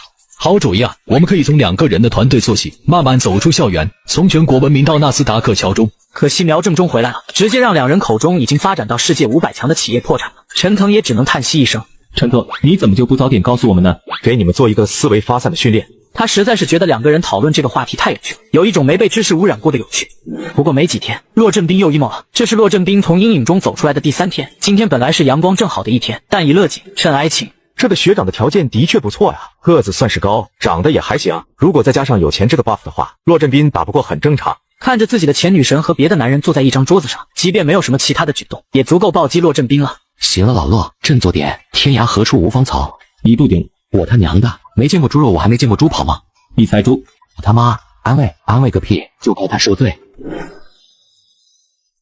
难不成刘佳佳还要千里追杀骆振兵这个舔狗，准备当面给骆振兵扎心？陈腾，这位是我们学校的学长杜荣鹏。杜学长好啊，有事吗？没事就不能和学弟聊会儿天了吗？当然可以，能和学长聊天是我的荣幸。陈腾露出一个夸张的笑容，这话让杜荣鹏都忍不住嘴角微微上翘。5毛钱一个字，请问需要下单陪聊服务吗？你什么意思？小本生意，陪聊服务。听说学长家里有钱，那学弟我肯定要逮着有钱人薅啊。很好，很好，你小子很狂啊。对了，学长玩过水果忍者吗？水果忍者？水果忍者都没玩过，还好意思在我面前装？我水果忍者全皮，懂？呵呵，不就是全皮吗？杜荣鹏第一次见到有人跟自己比钱的，他拿出手机，亮了亮手机背面的水果商标，开始下载水果忍者。不就那么几个皮肤吗？全皮了不起吗？我他妈还以为多少钱呢。哦哟，好，那你很厉害，很有钱，学长真棒。等一下，谁允许你走了？我不理解为什么陈腾面对杜荣鹏这个学长都敢用这个态度，难道不担心得罪学长吗？抱歉啊，学长，有人请我吃饭，不能和你聊了，非常可惜。当然，学长若是愿意下单陪聊服务的话，本人还是非常愿意和学长聊聊天的。你们给我想清楚了，我在学生会里可是有人的。行，学长真厉害，学长真棒。别理他们学长，他们的素质就是这样差的。呵呵，现在的新生真是不知死活，想来还没有挨过社会的毒打。既然如此，我就让他们见识见识学生会的力量。他们是哪个寝室的？我不知道，我去问问。这样的男生才值得我刘佳佳的喜欢，家里有钱，学校里有人脉，长得也还不错。行了，不聊他，我带你去吃饭吧。我约了学生会的一些学长吃饭，你要不要带上你们寝室的一起？好，那就走。你们先回去吧，我去吃饭。陈哥，你还真有人请吃饭啊？我还以为你找个借口走呢。找借口？跟他们有什么必要找借口？有妹子不能带上我们不？有妹子不能。就在昨天晚上，黎心若这姑娘突然发短信来说要请陈腾吃饭，陈腾非常纳闷，想要问她发生了什么情况。没记错的话，这姑娘手头上都没什么钱，这开学1个月都没有呢，怎么就有钱请客吃饭了？陈腾也决定当面问个清楚。还是陈哥牛，可以让妹子请客吃饭，不像我们想请妹子吃饭都约不出来。别羡慕了，你要是想的话，我回头把账单发你，你就当我不仅帮你约了妹子出来吃饭，甚至还帮你吃了。你的意思是我出钱，你和妹子吃饭？我可以打包的。滚滚滚！苗正中一脸郁闷，他觉得自己长得也挺帅的，怎么就没有妹子喜欢呢？行了，别想了，陈哥的本事我们学不来的。行了，我先走了。约饭的饭店定在老陈饭馆，如果要从教学楼走过去，那路可就太长了。陈腾可不乐意走那么长的路，于是陈腾选择开车过去。我们学校的老师还挺有钱的嘛。那个车标好像是宝马，是宝马，这辆应该是X5，落地可能要80、90万了。应该是本部的某位老师。我听说我们本部有些老师身家都过1000万了。学长，你懂得好多啊。没什么，经常接触的话，自然就知道的多了。哇，学长经常接触这些豪车吗？是的。杜荣鹏脸不红心不跳，互联网时代即将到来，要拥有互联网思维，网上接触怎么不算是一种接触呢？今天的黎心若打扮的也十分素净，犹如一朵雨中的小白花般站在原地，她的脑袋微微垂下，一双美眸不停地观察着四周。陈腾，这是我在班里交到的新朋友陆燕，她没地方吃饭了，蹭我一顿。你好，我叫陆燕。你好。陆燕有着一头干净利落的短发，还戴着一副眼镜，看上去十分精明的模样。两人上车后，陈腾坐上驾驶座，启动车子，朝着老陈饭馆开去。我仅仅用了一招激将法，就让人傻钱多的富二代损失了上千块，不仅把他气得扬言要和我单挑，就连周围的马仔也开始动手动脚。看着眼前这几个人摩拳擦掌，对于来自10年后穿越的我来说，这群人显得实在是太幼稚，我便不再理会，径直地走出了教学楼。随后想起还有美女有约，直接开车来到了商量好的目的地。上车吧，黎大美女，你钱哪来的？我在我们学校的一家奶茶店兼职，老板人很好，让我透支工资。老板男的女的？女的。陈腾稍微点了点头，陆燕静静地听着两人的对话。在开学的时候，陆燕就注意到了黎心若和她室友的关系不怎么样。了解之后，陆燕就开始欣赏黎心若，家境贫困，性格内向，但是自强不息。于是陆燕非常主动地和黎心若交起了朋友。两人关系好一点之后，陆燕从黎心若口中得知了陈腾。结合黎心若的长相，陆燕本能地认为陈腾接近黎心若不怀好意，她放心不下黎心若和陈腾单独出去，这才谎称没地方吃饭跟了过来。陈腾，你也在这附近上学？对，华工商的商学院，一个小3本。高考失利了？没，超常发挥了。对了，那我听若若说，你们当初是在开学报道的时候认识的。对，当初我的袋子破了。黎心若迅速把那天的故事又说了一遍。又不是问你，陈腾同学，你是不是看我们家若若漂亮，这才出手帮忙的呀？是啊。这么诚实。老实说，如果她长得很丑，我最多只会帮她把东西捡起来，然后给她一个没破的袋子。人都是视觉动物，陈腾也不例外。怎么，你还高兴人家冲着你的长相来？我是真担心黎心若这么单纯的女孩被陈腾给骗了。放心吧，燕燕，我很聪明的，不会被骗的。都这样说了，我总不能再试探下去了。怕我打黎心若的主意？肌肤雪白，小脸精致，的确非常漂亮，就算是陈腾都有些心动。那我现在如果明牌说我要追她，你打算怎么样？发现自己好像真的没有什么办法。因为看黎心若似乎并不抗拒和陈腾交朋友。我觉得我现在应该下车，我不该在车里，应该在车底。哈哈哈，开个玩笑。陈腾的确对黎心若有些心动，但是就目前而言，他也的确没有太多谈恋爱的想法。比起谈恋爱，他还是更想要成功。你想点什么？我放开点了。放开点吧。烧茄子、土豆丝、干锅包菜。陈腾一口气点了3份菜，让陆燕松了口气。他还真怕陈腾点一些特别贵的菜，这样会让黎心若很尴尬。现在看来，陈腾还是很懂分寸的。你不要给我省钱，我现在很有钱的。行，有钱，但是我最近吃的有点油腻，想吃清淡一些。燕燕，你想吃什么？好家伙，可算是想到我了，有了男人就忘记姐妹啊。嘿嘿，给我弄一份拍黄瓜吧，刚好我的心也和这黄瓜一样凉凉的。陆燕说的话让黎心若忍不住笑了起来。不得不说，好看的人干什么都好看，笑起来就更不用多说了，像是一朵美丽的小花。你们是什么专业的？英语，学了英语之后当老师，工作稳定。老师的工作的确稳定，就是工资不高，不过可以给人补课，这样收入就上来了。陈腾想起那些开课外补习班的老师，一堂课就要200-300，4、5个人的小班教学，一堂课能赚1000。那个时候可没有什么不允许补课的规定。也是那时候，陈腾突然领悟了什么叫做知识就是力量，并第一次后悔没有好好学习。我现在就在给人当家教，学生是女的。那你又要兼职又要家教了，忙得过来吗？陈腾此刻倒是有些佩服黎心若，他虽然不知道黎心若家里到底有多困难，但是看黎心若的辛苦程度，就知道家庭状况非常差了。基本上还是忙得过来的。若若特别厉害，学习成绩还特别好。没有了？哪里没有了？陈腾，你不知道，我们英语第1堂课，老师来了个摸底考试，想看看我们的英语底子，满分100的卷子，若若直接满分，第2名才88分。陈腾没想到黎心若的成绩竟然真的那么好。之前黎心若说她能拿奖学金，陈腾还有些不相信，没想到黎心若竟然真的有这么高的水平。其实我也没那么厉害，我只会学习，不像你们。自信点，学习能力强，肯学习才是最大的优点。不是所有人一出生就站在顶峰的，都是通过慢慢学习才变得厉害的。真的吗？当然是真的。爱因斯坦听说过没？小时候才考1分，还不是通过自己的努力成为了世界上最伟大的科学家？可是德国是6分制，1分最高6分最低。爱因斯坦的1分其实看作是1等奖的1等更合适一点。哟呵，居然骗不到！没想到这碗鸡汤居然能在2011年就过期了。按理说不应该再过几年，这些心灵鸡汤才会失效嘛。不过做人嘛，就是要懂得灵活变通。你看，这就证明你不是只会学习，你还有宽广的知识面和清晰的语言表达能力，这些不都是你的优点吗？好像说的也对。陆燕看着黎心若这副模样，突然觉得陈腾也挺好。他觉得黎心若最大的缺点就是缺乏自信，非常容易被 PUA。现在看来，陈腾不仅没有 PUA 黎心若，反而是在鼓励黎心若。至少陈腾的鼓励比他的鼓励有用许多。或许若若跟他在一起也挺好的。所以啊，要对自己自信点，你知道吗？现在绝大部分大学生都没有自力更生的能力，你能自己赚钱还能养活家里人，已经非常厉害了。黎心若受到陈腾的鼓励，也没有一开始那样自卑。她仰起头，眼睛里闪亮着光芒，微风轻轻撩动她柔顺的发丝，几缕碎发轻舞飞扬。这姑娘真漂亮。杜荣鹏带着刘佳佳和他的室友们走进包厢，菜已经上了一小部分，但还没动筷。来，我给你们介绍一下，这位是我们学生会的主席、副主席，这位是我们学生会外联部的部长，这位是学长好，学姐好。刘佳佳心里有一种非同寻常的骄傲，这些可都是学生会部长级别的人物啊！别的同学还在为了进学生会想办法，他却已经有了和这些部长们坐在一张桌子上聊天的资格。刘佳佳的室友们看着他，眼中都是一些说不清到底是羡慕还是嫉妒的复杂情绪。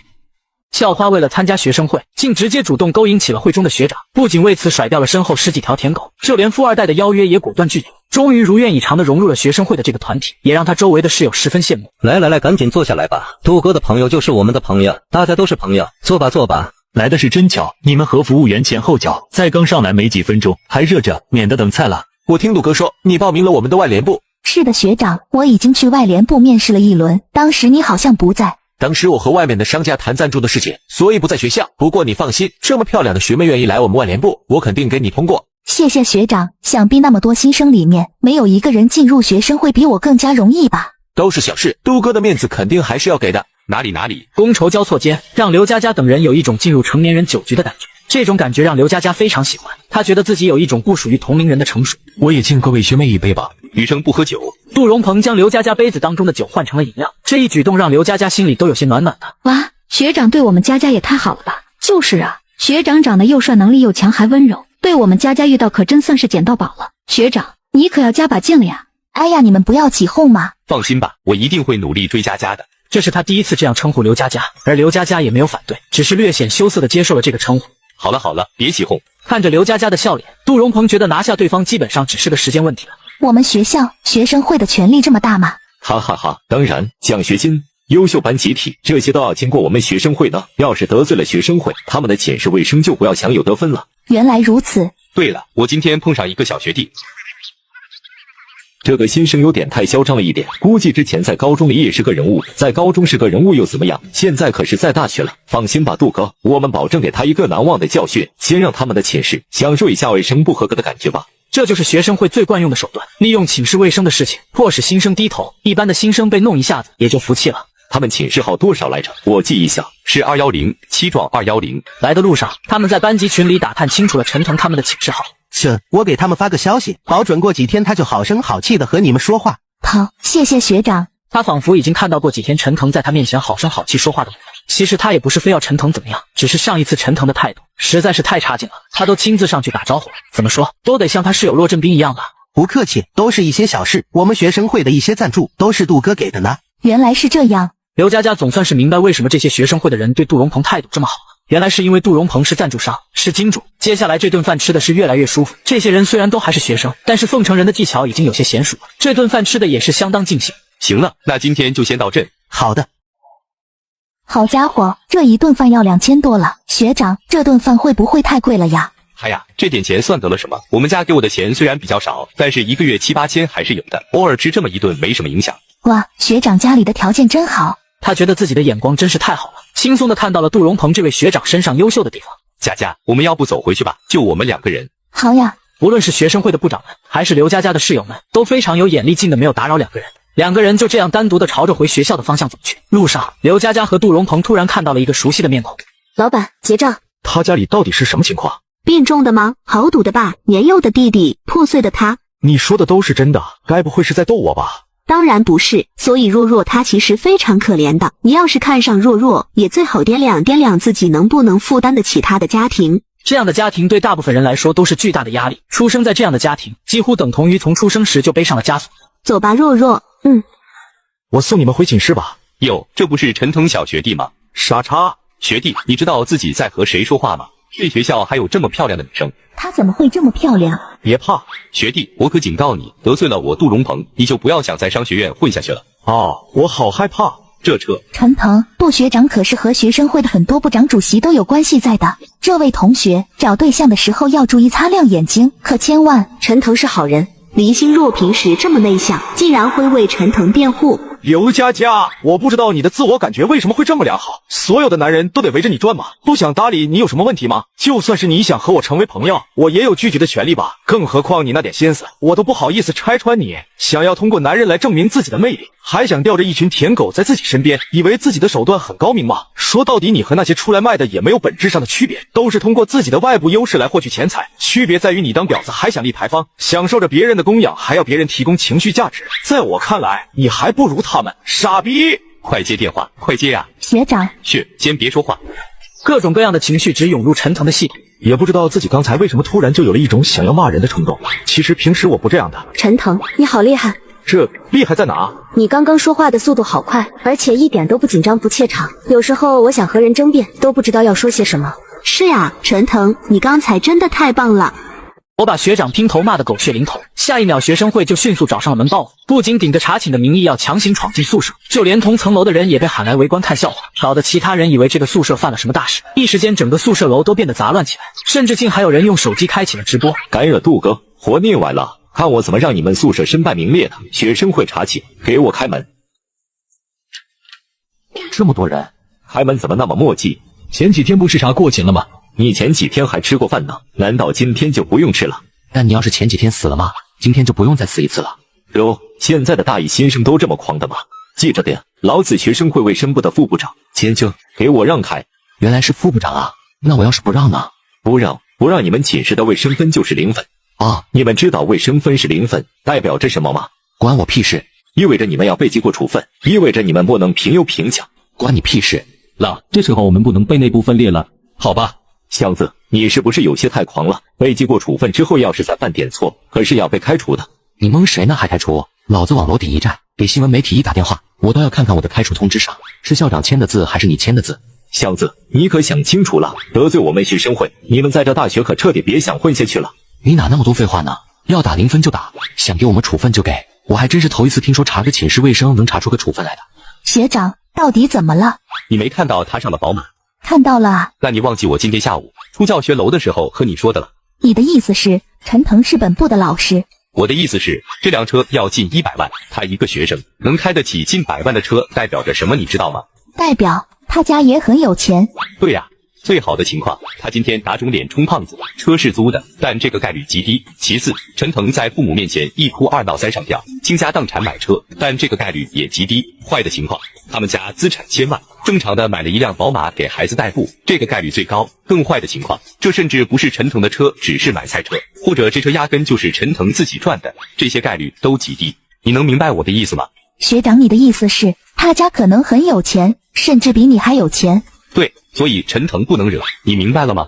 可是他之前态度那么差。那又如何？我当时真不该放任你，现在得赶紧想办法弥补。我得告诉他们，别在寝室卫生这块找陈腾的麻烦。要我给他道歉？我听说水果 4S 快出了，你听话的话，我给你买一个。好吧，学长，你可要说话算话啊！放心吧，我这个人一向说话算话。杜荣鹏快步朝着学校走去，生怕学生会的人办事效率太高，但没想到那边学生会的人已经杀了过来。这一切的罪魁祸首陈腾还在启明大学门口和美女聊天。陈腾，我想学，你刚才骂人的嘴皮子太溜了，你能教我吗？不能，别好的不学，坏的学。哦，你倒不如练练演讲什么的，这对于改善你的内向才有帮助。我不敢。不敢学演讲，却想学吵架，这也真是个天才。别学这种没用的，倒不如努力的提升自己，爬得高了，周围都是好人，根本没有吵架的必要。好，我知道了。陆燕觉得陈腾非常适合黎心若，黎心若内向不会来事，陈腾外向会来事。黎心若长得漂亮，陈腾也帅，两个人称得上是郎才女貌。但黎心若的家庭负担太大，她担心陈腾会因此受到影响。谢了哈，没事说。再来一包。我刚才进你们学校的时候也给了他们一包。为什么要给保安他们发烟？就算不发烟，也没什么影响吧？的确，给保安发烟在99%的情况下都不会有任何回报和好处。但你怎么知道你不会遇到那1%的情况呢？到了，你们小心点。谢谢陈腾。今天车位还挺多的嘛，有喝有夸。陈哥，发生了什么？这孙子想查寝，态度非常恶劣，我估计他们想耍手段。他喊你陈哥，你该不会就是陈腾吧？你认识我？不认识，不过你得罪了杜哥，那就别想在这学校里混下去了。现在我们学生会要查寝，你的室友不让我们进去。要查寝，请便。如果没猜错的话，这小子身上带着违规电器，我们敢放他进去，他就敢说这东西是我们寝室里搜出来的。看来老苗懂得很多呀。一旦查出来，他们就会上报让我们吃处分。我的人一会儿就到，不会让他们进去的。没事，让他们进去吧。学生会要进行查寝工作，我们绝对配合。陈哥，你这是干什么呀？识时务者为俊杰。陈头，你是个聪明人。如果他们能在我们寝室里搜出违禁电器，那么我就在寝室里放了5000块，你们要给我作证。陈哥，你好坏啊！少贫嘴，先吃东西吧。羊肉串、牛肉串、烤面筋、羊腰子、烤生蚝，应有尽有。谢谢陈哥，放心吧，兄弟们，人家都这样搜到你们头上来了，你们居然还这么淡定的吃烧烤。垃圾桶里不能有垃圾，扣分；桌子上不准摆东西，扣分；床上不整洁，扣分，扣分。在检查卫生的过程中，我们发现你们寝室当中私藏违禁电器，违反了我们学校的校规。哦，我们要上报给学校。你上报呗，按流程走呗，按规章制度办事呗。我可上报上去了，去呗。老师，我是学生会卫生部的副部长钱军，我在7-210发现有人私藏违禁电器，你赶紧来一趟吧。你是钱军，那我是谁？我告诉你啊，在我们学校自首是没用的。学长诬陷宿舍藏有违规电器，我反手举报他们偷了我的血汗钱，而且直接一个电话把班主任请过来，甚至手机界面已经按下了110。他们若是再不承认偷钱，我就要用法律的手段制裁他们。现到我要动真格地，那些想要闹事的学生会成员立马慌了神，室友们也不由得偷来钦佩的目光。别看了都，回自己的寝室里去。导员，我们要举报，我们寝室里的5000块钱丢了。多少？5000块。现在已经晚上7点多了，我只想回家，本来已经准备走了，结果一个电话给我干到这里来。你别血口喷人了，你们寝室哪来的5000块？导员，他们寝室有违禁电器。导员，他们到我们寝室之后偷了我们5000块。一个个说，谁是钱军？你先说。好的，老师，我今天带着6名同学来查寝室。你们查寝为什么要带这么多人来？这个算了，接着说下去。这位同学，你们要怎么证明你们的寝室里有5000块钱？这笔钱可不是一个小数目啊。老师，我们寝室的陈腾同学可是开宝马的，5000块对他来说不算什么。是啊，老师，陈腾同学上次救助小猫，一口气就掏了5000块呢。老师，这是我从银行取款的证明。奶奶的，比我的存款还多！这小子真能拿出5000块钱来。你真有宝马？如假包换。至少陈腾已经证明了，他的确有放5000块钱在寝室里的可能性。老师，我们真的没拿他钱，我们真的没看到钱。不如我们报警吧，老师。他说电吹风是我们的，不如查查这吹风机上有没有我们的指纹，也可以查查他们到底有没有拿我们的5000块钱。如果真没拿，慌什么？该不会真的有人拿了5000块吧？这要是传出去，学校的名声可就全毁了。原来只要报警查指纹，他们就能避免被栽赃嫁祸。不能报警。这位同学，你叫什么名字？陈腾，耳东陈，策马奔腾的腾。陈腾同学，你确定你丢了5000块？确定，原本5000块就放在桌子上，但是我回来的时候就没看到了。该不会真有人拿了5000块吧？财不动人心，5000块足以让人心动。坏了，该不会真有人拿了？导员，您判断不出来吗？不行的话，专业的事情还是让专业的人来做吧。不，千万不要报警，相信我，我能处理好这件事情。你们还不赶紧承认了？现在承认，一切还有转机。要是到时候陈腾同学报警查出来了，你们是要吃牢饭的。对不起，老师，我真没拿他的钱。钱军喊我们来，只是想在栽赃陷害他们寝室。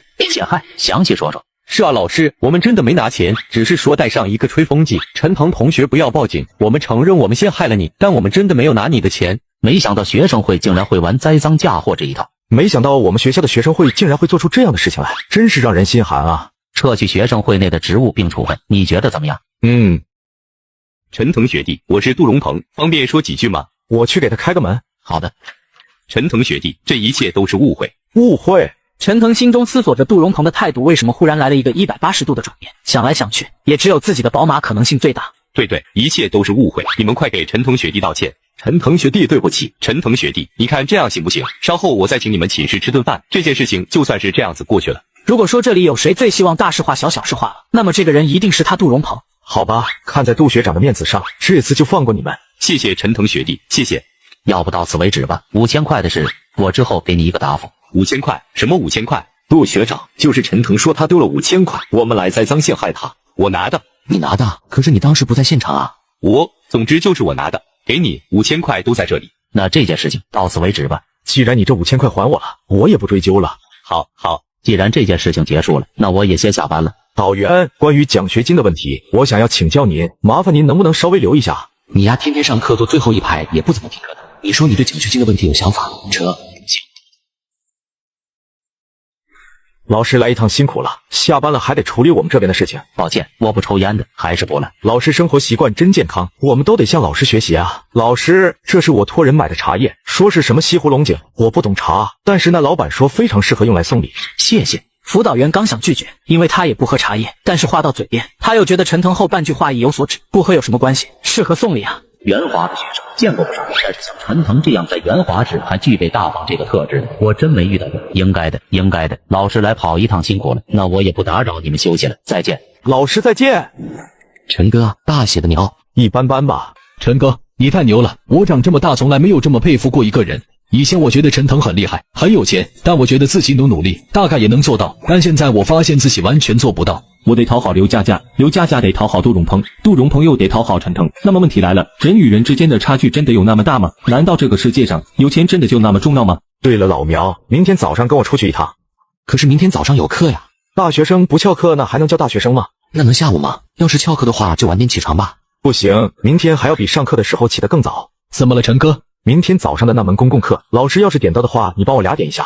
可是会被发现的吧？不会的，那老师点名不抬头的，你一个用原声，一个夹着嗓子喊道，一个粗着嗓子喊道，他不会发现的，发现了你就说不知道。好吧，帮室友点到这种事情，我也从来没有做过。对了，这500你们就留着自己出去搓吧。谢谢陈哥。对了，陈哥，为什么你只拿了500，而不是拿5000？我看当时要是让他给5000，他也是会给的。好兄弟，5000到敲诈勒索的立案标准了，准备明天正式开启创业计划。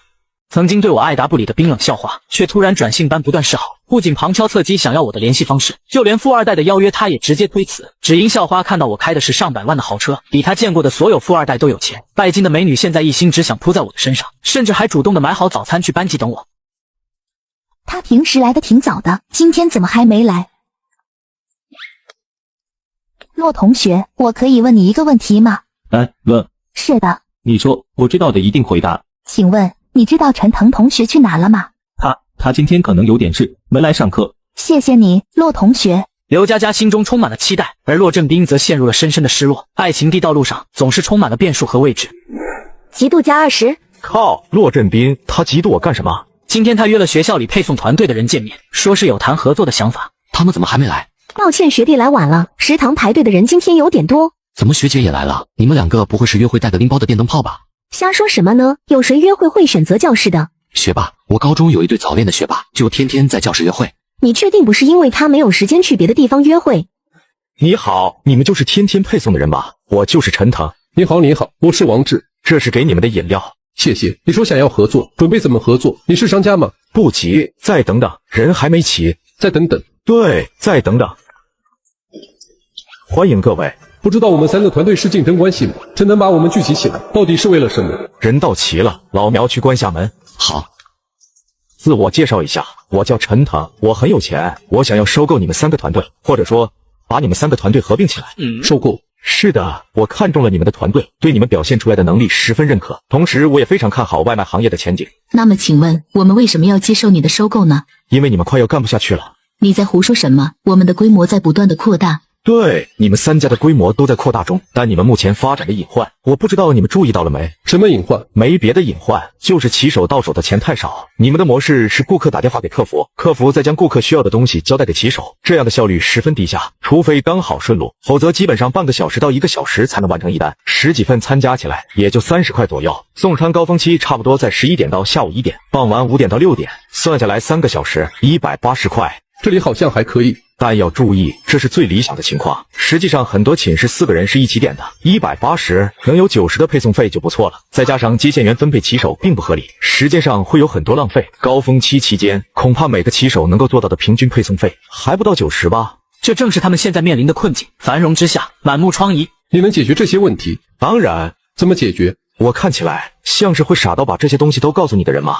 听入迷了，就顺道问出来了。你们自己一个月能赚多少钱？你们心里清楚。我先说说我的条件，跟我干月薪5000，不签劳动合同签实习协议。5000，第1个月属于试用期，工资只有2000。你们当中注定有人会离开，这点我先说在前头。通过考核的人，第1个月会发3000的奖金，补到5000。我希望你们足够外向，因为我们可能要和很多的商家打交道。哦，对了，提一句，11假期我们会非常繁忙。最后画个饼，等到我们牛逼起来之后，我会给你们发很多很多的钱。现在跟着我以后就是元老，年入100万不是梦。这样的情况，有人愿意跟我干嘛？哦，好，你们可以和自己的朋友讨论，我给你们半个小时的时间得出结论。这里是一份实习协议和预支的1000块，想好了就签下自己的名字，拿走这1000。觉得我这边没意思，或者想和我竞争的就离开。总之时间只有半个小时。张宁心和苗正中最快签下自己的名字，两人发现陈腾的准备比他们想象中还要更加充足，这让他们对陈腾更有信心。接下来陆陆续续也有几个人签下了自己的名字，最后是天天配送和闪电配送的7个人签下了自己的名字，拿走了1000块。乐乐配送的几个人思考之后决定拒绝陈腾。我觉得你说的这些话都很有道理，但我并不觉得我们面临的困难是你能解决，在你手下干不如我们自己干。行，希望未来我们还能有合作的机会。天天配送的创始人团队3人，闪电配送的创始人团队4人，加上陈腾这边的3个人，一共10个人，组成了新的团队。那么接下来我说一下我们吃了吗的思路，请各位千万不要泄露。若是在业务开始之前校内出现吃了吗商业模式的留言，我将会保留追究你们法律责任的权利，明白吗？明白。刚才陈腾的表现还算是和善，现在陈腾真的表现得像是一个公司的老板。认真的男人最帅。第一，我们会放弃非高峰时段的收益，只做中午和晚上2个高峰期时段的生意。大学生都懒狗，基本不吃早饭。第二，我们现在不给他们送到楼上，只给他们送到寝室楼下。有疑问等我讲完这段再说，到时候我会设计一个网站，让学生在网上下单。下单时，我们提供每个高峰期提供一定数量的时间段。拿中午举例，11点、11点半、12点、12点半、1点，5个时间段，他们至少提前1个小时下单。我们通知商家备餐，备餐结束，我们利用电动3轮车沿街取餐，一个人将1个时间段的餐都一次取出，取完之后来到学校，以校门口为中转，我们每个寝室楼下都安排1个人负责将校门口的对应的单子取出，放在3轮车上运送到寝室楼下，然后一手交钱一手交货。当然他们也可以选择网上提前付款。除了震撼还是震撼，他们从未想过居然可以有这样的一个经营模式，与他们之前的经营模式截然不同。我仅仅用了5000软妹币，就让学校内的3大外卖巨头分崩离析。不仅创始人们自愿放弃竞争，就连剩下的员工也被我全部吞并。只因校内的外卖看起来十分兴盛，但已经是外强中干，不怎么挣钱，而且外卖员们每天还要累死累活，甚至连中午吃饭的时间都没有。我作为从10年后过来的穿越者，比他们拥有更多的创业经验，成功利用这个档口统一了校内外卖群体，并且把来自未来的经营理念全部灌输给他们。模式介绍完毕，说说你们的想法，请说。这送到楼下绝对会极大的降低学生的购买意愿。既然要下楼了，为什么不选择直接出去或者去食堂呢？这个问题问得很好，你们其他人有没有解决的方案？这个问题的确不容易想到，但其实有个很好解决的办法，那就是降价。降价，12块钱的鸭腿饭，在我们网站和 APP 上只需要9块9，甚至8块8、6块6，你买还是不买？那这样我们就赚不到钱了，是纯亏钱。没错，就是亏钱。那么你能想到盈利的地方吗？我想不到。我们是不是可以从商家手上赚钱？具体怎么做？比如说商家卖出去1份鸭腿饭，我们就从他手里拿3块，这样我们还能有的赚。聪明，一开始我们肯定是要亏钱的，因为用户的使用习惯还没有培养出来，我们必须把用户的使用习惯给培养出来才行。注意，这里的用户不仅仅是买饭的学生，还有卖饭的老板，他们都是我们的用户。等到用户习惯培养起来，我们可以适当的提价格，但是一定要比店家卖的便宜，再和商家聊抽成的事情。王志、吴璇他们本身就是有创业想法的人，如今看到陈腾的想法，顿时觉得陈腾的想法比他们高级了不少，也很有前途。学弟，这个模式好像只适合校内啊。是的，如果扩散到外面去，非大学生肯定无法接受，还要定点下楼拿。在校外，我们肯定还得想挨个配送。那这么做的意义是什么？我们只做校园生意，循序渐进。循序渐进。对，一开始如果就将战场设在校外，大家都是零经验，我们硬碰硬不一定可以成功。商业模式这种东西想要复制实在是太简单了，有钱谁都能办到。但是等他们熟悉商业模式，熟悉外卖这个行业之后，对比起其他的竞争者，我们就多了一些经验。最宝贵的还是我们还积累了学校周边的这些商家。火苗刚开始在燃烧的时候是不引人注目的，我们在大学这边积累了足够的商家之后，就可以慢慢的向外扩张，积累的推人员和经验，地推团队，是我们这一时期主要的培养方向。对啊，有道理，而且这点优势在日后的竞争中只能算是微弱的优势。商业模式、思维、网站、APP 的推团队，这些东西只能带给我们短暂的领先，或许5、6个月，也或许是2、3个月，再然后就是真刀真枪的拼钱。所以我在等。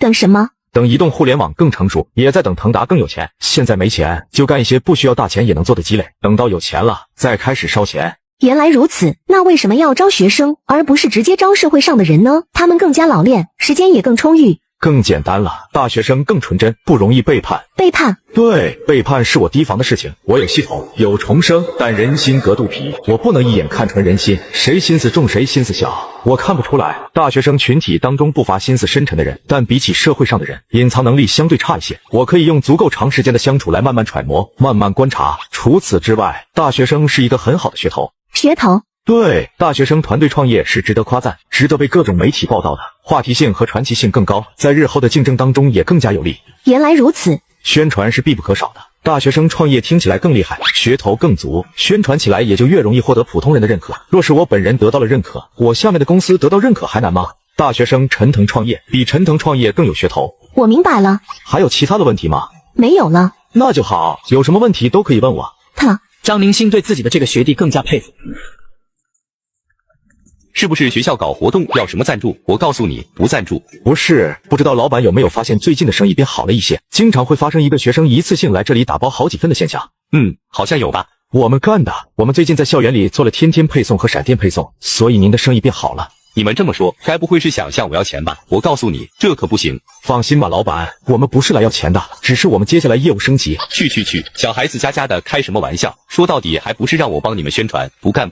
既然如此，打扰了。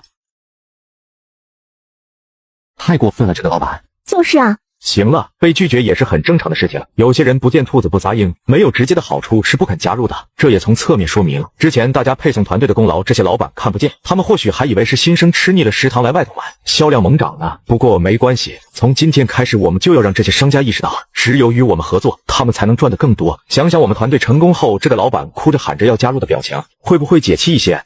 好，现在分成3组，分别去谈合作。苗正中和张宁新跟着我，剩下的7人随机组合。这是为了防止他们形成小团体，起到互相监督的作用。出发！你们11回家吗？本地人不回，想要回随时可以回，不需要11急着回家。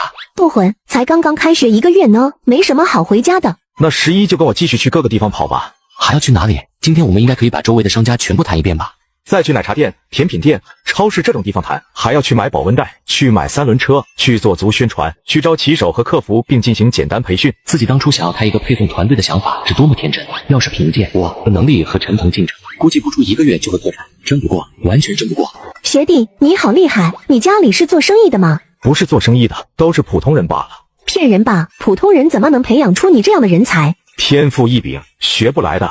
陈腾必须要让这些老板都知道吃了马这个东西的存在，不然像现在学校内的配送团队，让别人的销量提升，别人还不知道配送团队的存在，这就变成配送团队给这些老板们打工了。我利用超能力整合了校内外卖，却没想到竟在商家那里差点前功尽弃。不仅认为我们的创新完全是一气胡闹，就连白纸黑字的合同也当成了过家家的废纸。看着商家眼中那充满鄙视的眼神，我知道这次创业之旅不可能是一帆风顺，所以在长假期间疯狂和商家们进行洽谈，并且把外卖的广告贴在学校的每一个角落。终于在各方努力的情况下有了一点起色，而作为 CEO 的我也难得有了上课的空闲。作为老板，工商管理的课还是要听一下的，以免以后被手下人骗。陈腾，这是我给你带的早饭，趁热吃。吃过了。刘佳佳心里有些不满，她已经表明了心意，但陈腾的态度依然冷淡。她想知道陈腾是不是像室友说的那样，表面高冷，实则内心乐开了花。老骆，你现在还觉得他是为了你而接近我吗？肯定是他害羞了。接下来是一些你们没谈过恋爱不懂，我能感受到他心意这类让人难以理解的话。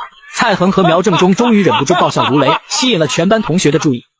忙点好啊！接下来的几天，但凡是有2个班一起上的早八，陈腾的桌面上都会出现早餐。陈腾不想吃，因为他已经在食堂吃过早饭。不能浪费粮食。陈腾没有拒绝，算是对骆振斌之前给刘佳佳带早餐的回报。为了提升用户体验，陈腾决定亲自采购保温袋。虽然看起来没有对商家做出补贴，但实际上也是一种补贴。陈腾在市场中货比三家，最终选择了一款比较便宜的保温袋。现在是夏天，对保温袋的需求不高，等天气转凉了再看情况。对了，还得买3轮车。车速慢但能装，正好符合我们的需求。陈腾重新招募骑手，并对他们进行简单的培训。这些骑手中有一部分是原来的配送团队成员，也有新加入的。大家要严格按照规定操作，确保食品安全和准时送达。尽管11期间校园里的人少了，但广告还是要打的。吃了吗？又是新的配送团队，有没有降配送费啊？没降配送费还是选乐乐配送吧。看传单好像没有写，不过怎么连个联系方式都没有，只有一个网站和一个二维码。好家伙，这东西还有自己的 APP， 新鲜，太新鲜了。有 APP 没用啊，又不能便宜一点，便宜才是最重要的好吗？搞个 APP， 别到时候把成本都弄在我们的头上。等等，好像真的有便宜一点，一份鸭腿饭加1瓶可乐，只要9块9。真的假的这么便宜？我记得原价一份鸭腿饭不是要12块吗？店里可乐好像是4块钱1瓶。我靠，后街那家牛肉饭各种量加满，只要19.9。我记得店里那边加满快要30了。还有这个2杯奶茶只要9块9，平时1杯都要7、8块了。降价是吃了吗的第一张也是最强大的王牌，在这个价格面前，吃了吗的其他缺点也不再重要。要下楼拿没问题，网页好好看好精致 ，APP 设计的也十分美观，感觉比市面上现在有的一些 APP 还要更好。据说还有保温袋，连超市的东西都能帮忙买，而且有些东西好像比我自己去超市买还便宜吗？这真的没有标错价格吗？至于吃了吗定下的规则，他们也选择了接受，提前1个小时才能点餐，也不成问题。反正价格那么便宜，一辆电3轮在后街中游走，将餐食放入3轮车后面的空位中，一辆3轮车搭载着每个寝室的食物，送到了寝室楼下。学生们或从寝室楼上下来，或从教学楼的方向回到寝室，在3轮车前老老实实的排队，一手交钱，一手交货。这种体验在便捷程度上，肯定不如之前的配送模式直接送到寝室里来的方便。但要说有多麻烦，那也不至于。再考虑一下价格，吃了吗完胜。仅仅1天，吃了吗就在全体学生中打响了名气。所有人都知道，学校里出现了一个买饭十分便宜的李屁屁。他们是一个寝室的，今年大4，因为大4课程少，他们决定尝试创业。但在吃了吗的冲击下，他们的生意一夜之间陷入了困境。没有人联系我们订餐吗？没有。从热火朝天到无人问津，乐乐配送只用了1天的时间。不是，他为什么这样搞？我们都知道吃了吗的商业模式，但不明白陈腾为什么要这么做。据我们了解，陈腾原价购买各家店铺的饭菜，然后以低廉的价格卖出去。对，抢占市场的时候需要赔钱，这我们也能理解。所以我们甚至已经做好了1元配送甚至5毛配送的打算。要不问问陈腾，愿不愿意再接受我们呗？你不是有陈腾的联系方式吗？可他们现在应该不缺人了吧？试试呗，万一愿意接纳我们呢？我们好歹也是有经验的人。陈腾嘛，我是乐乐配送的，我们想加入你们的团队，你看怎么样？谢谢你们的理解和支持，但我们目前团队已经足够了。好吧，谢谢。什么嘛，不就是靠亏钱抢占市场，还得意起来了？你要干嘛呀，刘光？我要在校园论坛上给其他学生们提个醒，小心吃了吗团队的阴谋，垄断之后就是无止境的加价。看着数据上涨，我就知道我们在亏钱，但这也是必要的投入。陈哥，有人在校内论坛攻击你啊？这么快，这就遇上公关危机了。虽说早有预料，但反击的预案没有做，我得找专门的公关团队来应付这方面的事情。李雅，我们需要一个公关团队来应对吃了吗的舆论危机。好的，我马上安排。今天后台的数据很棒，我请各位喝奶茶，各位地址发一下，我帮你们点外卖。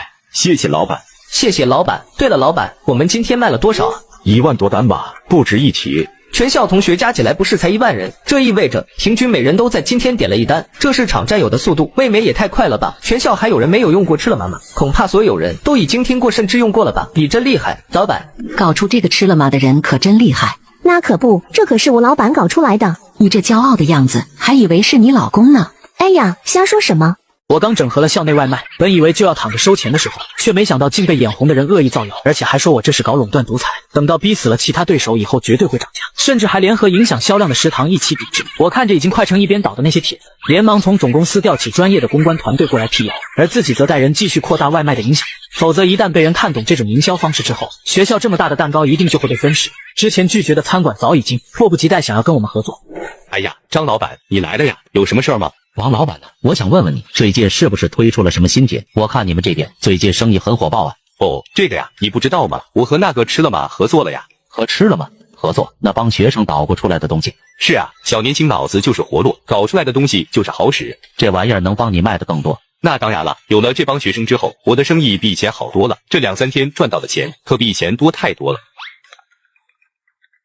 发现但凡是最近销量提升的，都是和吃了吗合作的。到了晚上，张老板一把拦在骑着电3轮的学生面前，笑眯眯地说道：“你好，你好，我是老张牛肉面店老板，我姓张。你好，请问有什么事情吗？我想问问你们这个吃了吗？还需不需要合作的店？我家的牛肉面可好吃了，保证你们学生爱吃。我只是一个员工，我帮你问问我们老板吧。”好。只是等了2、3天，张老板还是没有等到陈腾出现，直到第5天才等到陈腾的出现。此时距离吃了吗在学校开展业务已经过了整整1周。陈腾带着最开始的9人团队再次来到了后街。这一次还是和上次一样，我们一起去每家店铺询问他们是否要与我们吃了吗合作。这一次我们要抽取10%的抽成。老板，我有一个问题。不用举手，直接说吧。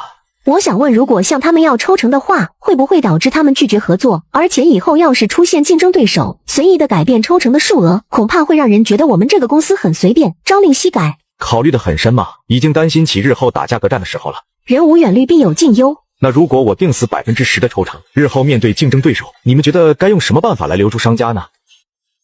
活动。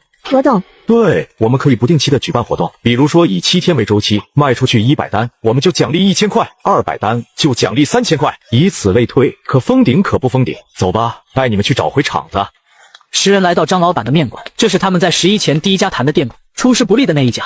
现在他们再一次来到这里，张老板立刻就迎了上来。同学，合作吗？合作，当然合作。不过这次合作和上一次有些不一样。什么不一样？我们帮老板您买东西，运进去，卖出去一件商品，您需要给我10%的抽成，毛利的抽成，每单的售价减去活动支出的抽成。如果有活动支出的话，活动支出以后我们会推出一些促销活动，但既然是促销活动，就肯定会有活动成本，这部分活动成本由我们共同承担。当然您放心，活动可以参加，也可以不参加。听上去很复杂呀。合作随时都可以暂停，您如果觉得与我们平台合作无法提升您的销量或者利润，都可以与我们终止合作。现在是没有那种乱七八糟的活动的吧？没有，其实您放心，我们的活动大多都是简单粗暴类型的，不会特意复杂化的。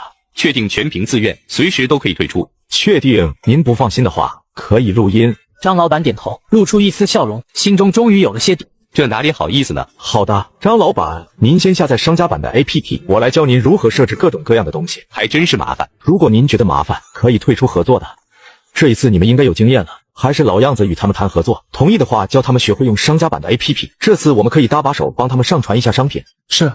到了第2天中午，许多人都意外地发现吃了吗居然又出现了一大批的新商家和新的套餐。卧槽，上新了好多店和套餐，还有红包，吃了吗太给力了，我抽到大红包了，一顿饭才5块钱，舒服了。我今天在那家店点了好多东西，也才20，我觉得我已经爱上这个吃了吗了。校内论坛几乎所有的人都兴奋了起来，他们向自己的好朋友们传播着，口口相传的力量才是最强大的，连食堂的生意都受到了影响。校领导应该也开始纳闷起来了吧？老板不好了，发生意外了，我们的人去教学楼那边的乐红超食堂合作，被人扣下来了。扣下来了，一个个的想要干什么？你是谁？我是吃了吗的负责人，也是张宁新的老板。哎呦，这么多人看着你还敢动手，哎呦，疼死了我的手！哎呦，我的手！哎呦，大家快来看呐！陈腾见张宁新录像，捂着自己的手惨叫起来。